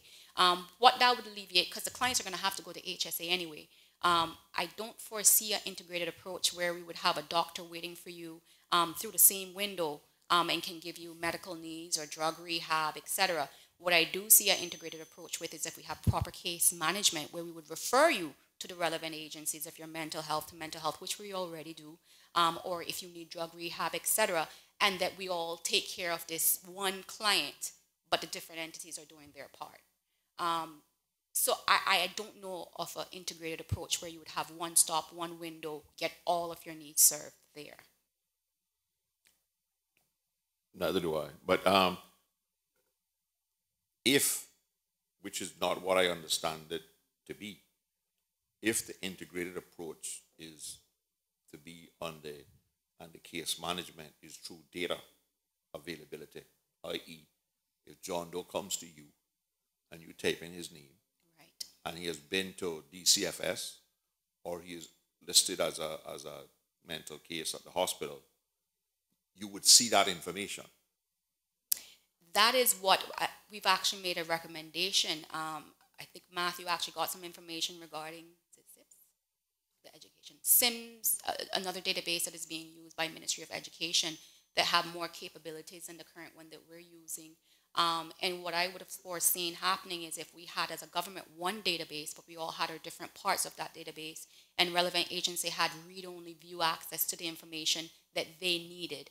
And you could still hold sensitive information sensitive if it's, worth someone's health or any other issue. But I think in that form, that's a form of data integration. And that I think that's something that the government could and probably is exploring, that type of integration. Right now, the NAU, because of our release of information form covering all government entities and statutory authorities, we are able to actually liaise with other government agencies to resource information. We have view-only access to the immigration database. I think we're the only department that have view-only access to the immigration database. And then we also receive information from other entities just because we have the release of information form. Considering we're one government, I think that's something that could be done in a more efficient manner if we did have this one database where we could all do data sharing and see the required information on this one client, and everyone would attend to whatever that specific need is. Well, I can tell you I tried that when I was a minister responsible in 1988, and we just couldn't get agreement on it. There were some legal issues and confidentiality issues, i.e. medical reports and police records and stuff like that. But I agree with you. I believe it can be done in a way that, well, we were told a couple of weeks ago that on your application for financial aid, you do not ask the question of the client, do you receive aid or assistance from any other government agency? Is that true? That is not true. We have a pre-assessment form. It's on our website. If I had known, I would have brought one down with me. But on that form, it asks you for all income, which includes public assistance. I think we lay out poor relief, we lay out seamen, and we said any other income that you may have. Donations, we lay out all sorts of income on there, and we ask them to specify all expenses also. And we also go into the fact of requiring, if needed, bank statements, etc. So it's quite detailed. I think it's what, 3 pages? I think it's 3 pages, and it's just to make sure that we understand the dynamics of the individual family and what their financial circumstances are. So we do require all income to be disclosed, and we do request it on the form.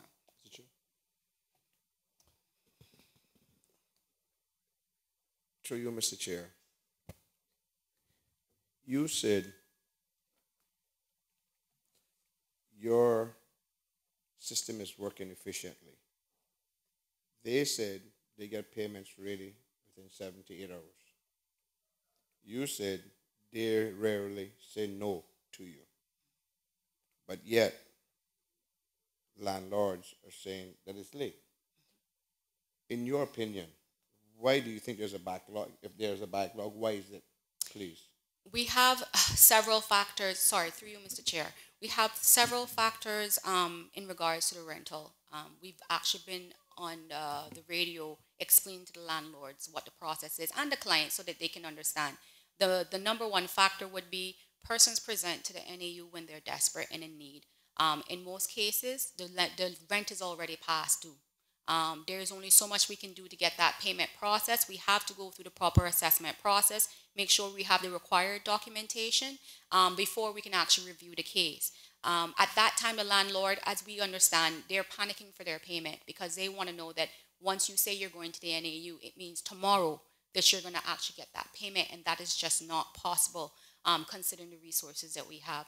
Hence why we have a stipulation of the 21 days within our rental guarantee that stipulates that we need 21 days to process this payment. And that's from assessment to payment because we understand this is going to hit several agencies before we actually get a check. There are some issues, 21 business days. There are several issues, several other issues, like I said previously, where we may need clinical intervention with a particular family because they've had past history with landlords, and landlords are not willing to take certain clientele. We've had issues where we've hosted a family for quite some time in a hotel because there was nowhere for them to be found. We've asked for assistance from DCFS on occasion, as was rightfully said earlier, for the community development officers to be able to assist in helping these families to locate accommodations. But it's been quite a challenge with some families in finding accommodations because they come with maybe other challenges that we're not really looking at. And that's where the clinical intervention would be necessary so we can assist these families from a social standpoint and also financially. Why do you, I'm still bothered a lot by the fact that you have 9 positions approved for this 18-month financial year that are still unfilled, and everybody's complaining that they're not getting enough services from you.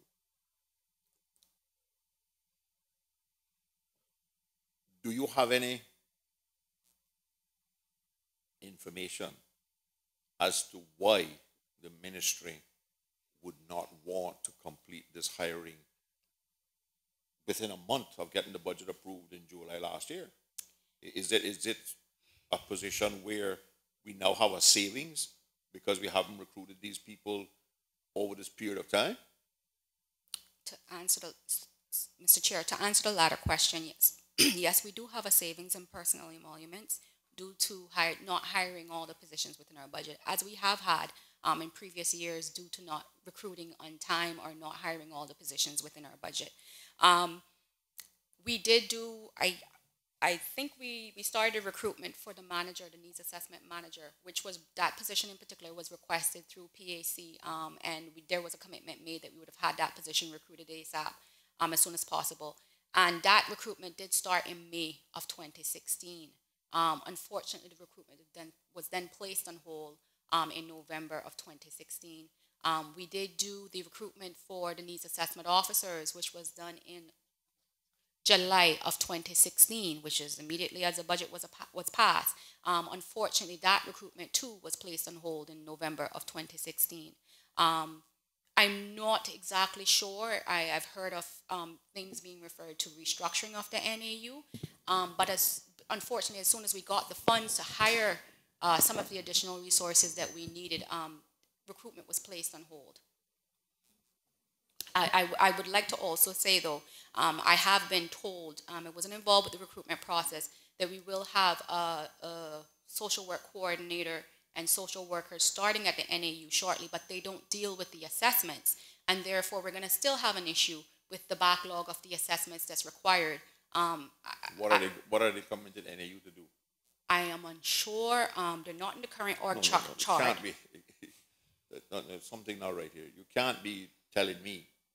So who's sending these people to you? DCFS, because they told us a while ago that they had volunteered one officer to you. Is that the person you're talking about? We've had a social worker from June of this year. That was the assistance that we were granted from DCFS.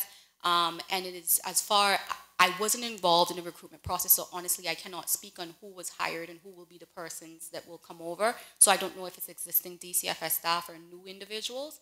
But those persons are to start shortly. What I was told, and I understand, is that these positions would not be doing assessments. They would be looking at more of the social function of what our clients are, the clinical intervention. How are they going to know what social dysfunction they need to address?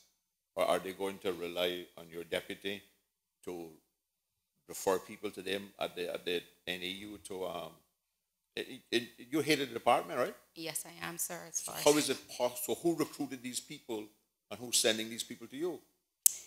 The post was advertised. I can't remember when. I think it might have been April or May. I think it might have been May of this year. I learned through the public, like everyone else, that the post was being advertised. This is not by chance the post that a couple of Caymanians applied for and didn't get the job, and some non-Caymanian is being hired, and the Caymanians who didn't get the job are now, I think the information I have is they're appealing the decision of the recruitment to the deputy governor because they are of the view that they are as qualified or more qualified than the person who's been offered the job and certainly more experience in the Cayman environment. Is that the supervising social worker that you're talking about? Honestly, I was not part of the recruitment process, so I have no clue on what's transpiring in that regard. The social worker that is seconded to the NAU since June is dealing with the PFA application backlog and not with actual clinical intervention.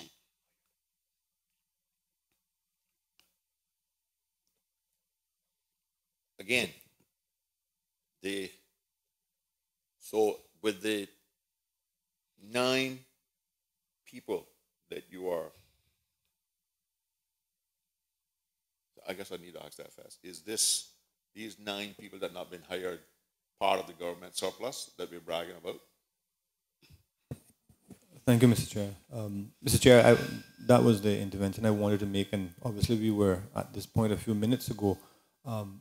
And I can say that, when you said earlier, do we have a savings in certain personnel emoluments? The answer to that is yes.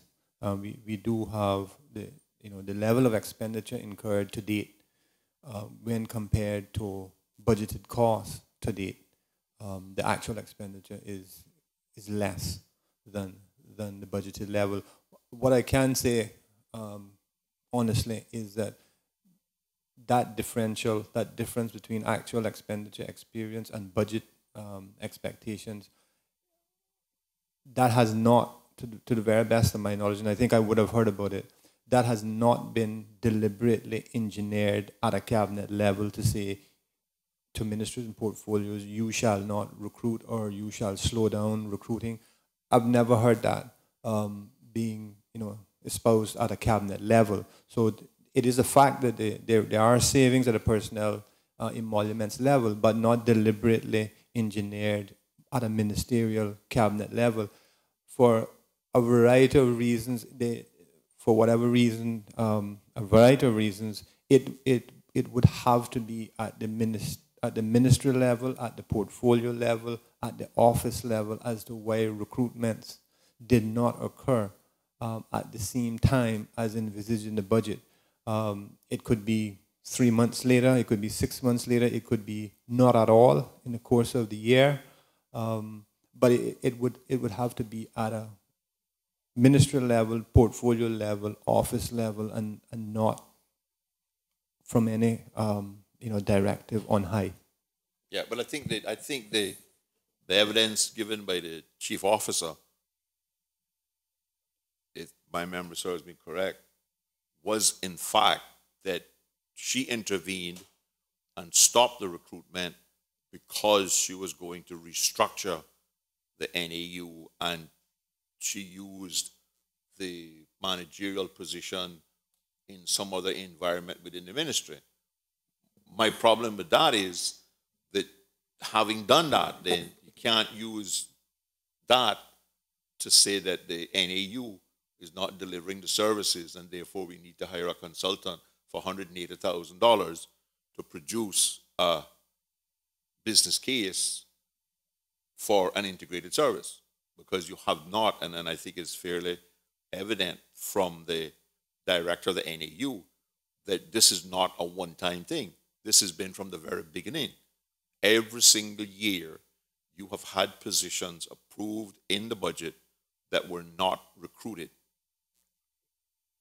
And that has to be a hampering to the people who need and who you need to help, because you just simply cannot do the impossible.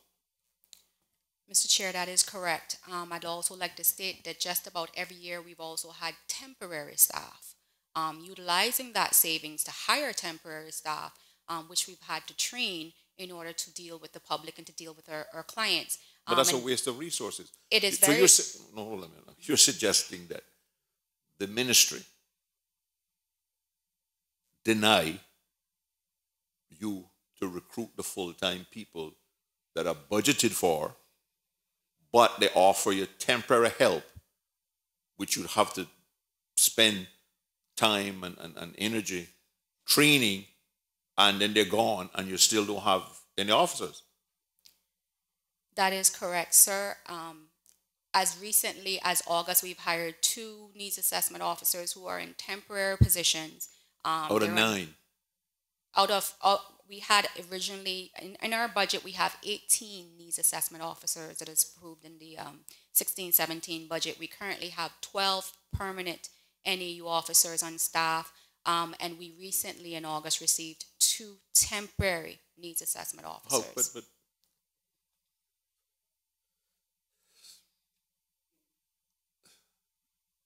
I don't know what to say, because that is, this is HR 101, If you have a position, because temporary staff should only be used in situations where you do not have budget authorization to recruit permanent staff. But you're saying that you have positions vacant for permanent positions, which could give Caymanians jobs. And we got lots of Caymanians who are out there qualified in the very areas that you need them, compliance, because they're getting laid off from banks and everybody's downsizing. So we're denying Caymanians jobs. And by not hiring these Caymanians in these jobs, we're denying Caymanians who need services because you can't possibly deal with the workload. Then we are criticizing you and your unit for not providing the services, and we're using that criticism of your unit to say that taking NAU out on its own, under-resourcing it from the beginning, is not working, and therefore we've paid $180,000 to get somebody to come in and act as a secretary and talk to your people and record what they tell you to reintegrate something that we know ain't gonna work, because that's why we broke it up in the first place, because that was working. I don't know what else to say. I'd just like to say, you know, in regards to the recruitment of, sorry, Mr. Chair, in regards to the recruitment that was done down on the ground at the Needs Assessment Unit, we have employed quite a bit of Caymanians. Some were unemployed in the banking industry, as you suggested, who have a background in compliance. And even with the recruitments that we did last year for the Needs Assessment Manager and for the Needs Assessment Officers, it was quite a bit of Caymanians that were shortlisted there also. And with the panel reports being written, it would have been Caymanians that would have been also recruited. So we do try our best, because we understand that, you know, there is an employment issue at hand also. And we do try our best to ensure that if we have qualified Caymanians for positions, we give them priority so that we're working with the government. Okay, I had somebody come to me and complain that they had applied for a job in the NAU. They had been shortlisted. They told me that they were offered a contract, but they didn't get the job. And I told them, no, that's impossible. Nobody would take recruitment to that stage and then abort it. I hope you can tell me that that's not what happened, but you need to tell me what happened, whether this constituent of mine is correct or not. I'm not sure exactly what position that you're referring to. This person told me they applied as a needs assessment officer, and they were elated. They were confident they were getting a job. I can speak with the needs assessment officer recruitment.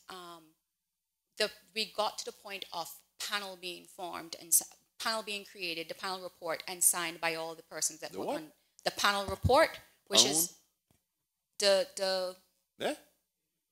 Sorry. Or the panel, the interview panel report. Sorry, the interview panel report for the needs assessment officer. Right. That was done. That was completed and signed off by all the persons that did the recruitment. And recommendations. Which means that those were the people that they were recommended to be hired. They would have been recommended to be hired, but that panel report, that was placed on hold. So no one would have been contacted to say you are successful, because that was placed on hold. The needs assessment manager position, which was advertised in May, that position, panel report was also written, and it was agreed upon who the successful candidate was. An offer was made. And the candidate did accept, but no contract was extended. That too is now on hold. For over a year. From November, by the ministry. Over a year. Okay. Anyway, I guess from the public accounts point of view, it certainly is good to hear your side of the story, because that's not the side that has been painted here in the last couple of weeks. And I empathize with you, and I can tell you that pending agreement with the committee, we are likely to make some very strong recommendations as to you getting the proper resources. Do you have any idea whether these resources are likely to be rebudgeted? Because if you didn't use them this year, I would think it's very difficult to justify wanting them again next year.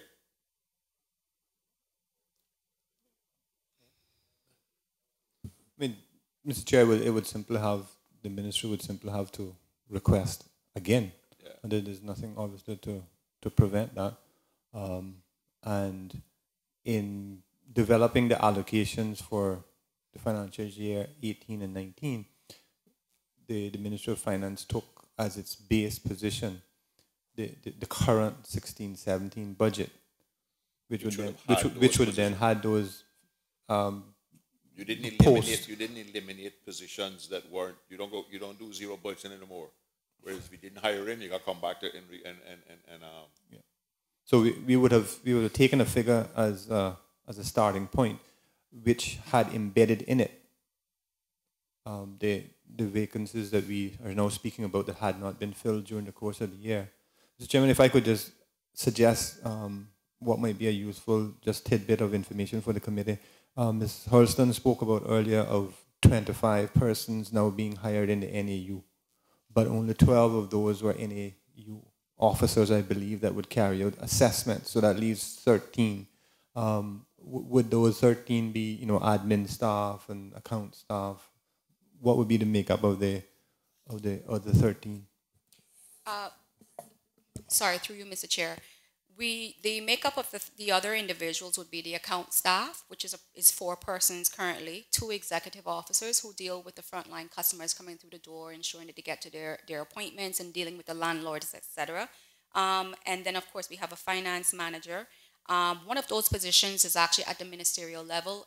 It was a needs assessment officer that was, the post was redone into a housing repairs assistance coordinator.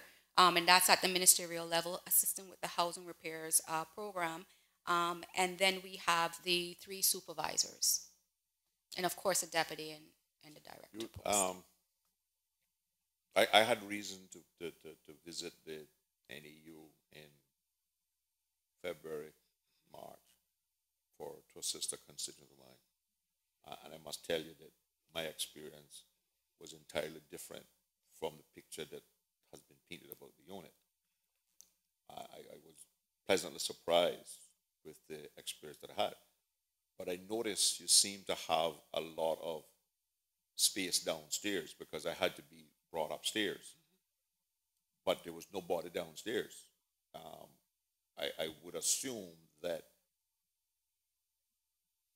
I could climb the stairs, but how do you deal with clients that can't manage the stairs if there's nobody downstairs in the rented space that you have? Again, is that part of what your resource limitations predict? Mr. Chair, actually we opened the downstairs portion earlier this year. It might have been in January, February. Okay. And that's where we're now seeing our clients. Our meeting rooms are downstairs. Our executive officers, who are the first point of contact with our customers, they're also downstairs. And that was to alleviate the issues we had from our clients where elderly and disabled had to either climb the stairs or take the elevator. I'd like to thank the government because it was our past minister that actually allowed in the budget for us to have funds to rent the facilities downstairs and to renovate it. It's been a great aid to our clients because now they have immediate access from the parking lot into the office, and everything is on the ground floor when it comes to the clients and the landlords and anyone else that's coming in for services. It's easier accessibility. It's also handicap accessible, which wasn't upstairs. We have handicap accessible bathrooms also. I didn't notice an elevator, right? The building doesn't have an elevator. The building does have an elevator, but it's okay. all the way around the front as you go through to the restaurant. Okay. And yeah. Because I believe when I came in February, the only person that I saw downstairs was your security guard who helped me out again. So, Anyway, I want to thank you for the information you provided us with. It does paint a substantial different picture, and I can assure you that the PAC is likely to recommend that those people that you need be hired ASAP. So thank you for your time. And anything else? Any other questions? Yeah.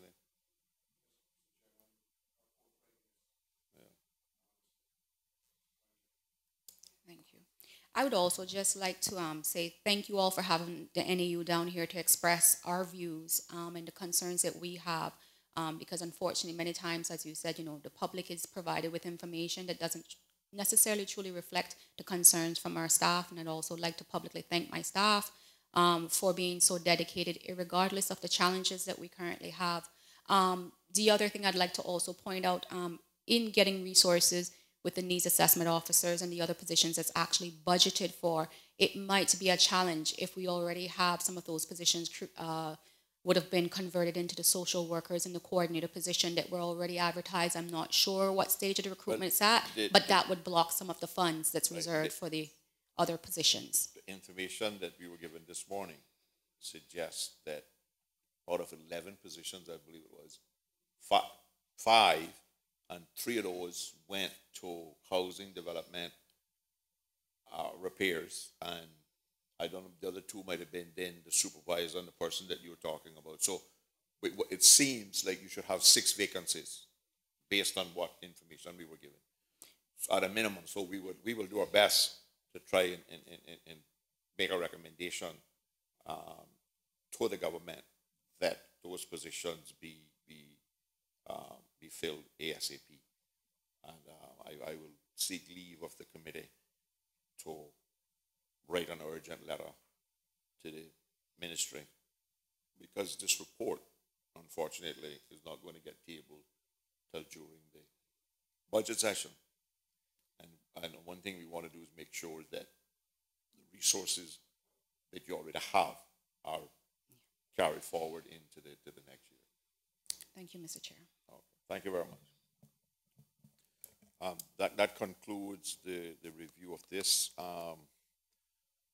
You can, it's okay. The Auditor General was wondering if we have a meeting scheduled for the 20th of September. Chairman, thank you. We talked about having a meeting on the 20th of September, if members remember, to fit in with what we thought was the budget timetable at that point. And of course, the budget documents have gone out now, and as the Financial Secretary has already said, we need to have budgets returned by the 11th of September, which obviously is a slightly different time frame, which means that I'll only be able then to bring the budget to you, unless we do it rather rapidly, after it's gone into the Financial Secretary. But we know the anticipated time in early October, before the laying in the House on the 13th of October, and the time just before that for the Cabinet to review them. So I was anticipating that if we were able to do it either the 27th, if you wanted to stay with a Wednesday, or the first Wednesday in October, we could also then bring you the general report on financial accounting, which would avoid having to have another meeting on that matter and just sort of be more efficient with your time. But if not, we'll go ahead on the 20th as members wish. I'm just trying to be respectful of people's time. Are members available for the 27th of September? As much as I enjoy the Auditor General's company, I may very well be off island at that time with the government. 27th. I might be leaving on the 26th. The 20th is before you leave. Yeah. We currently have a meeting scheduled for the 20th. What work with you? Okay. Thank you, through you, Chairman. That's very kind. I was just trying to save your time to avoid having to do 2 separate meetings on 2 separate things. Yeah. But I think that probably means then that if we have that meeting just on the budget, and members, please be understanding, it'll be one subject. Yeah.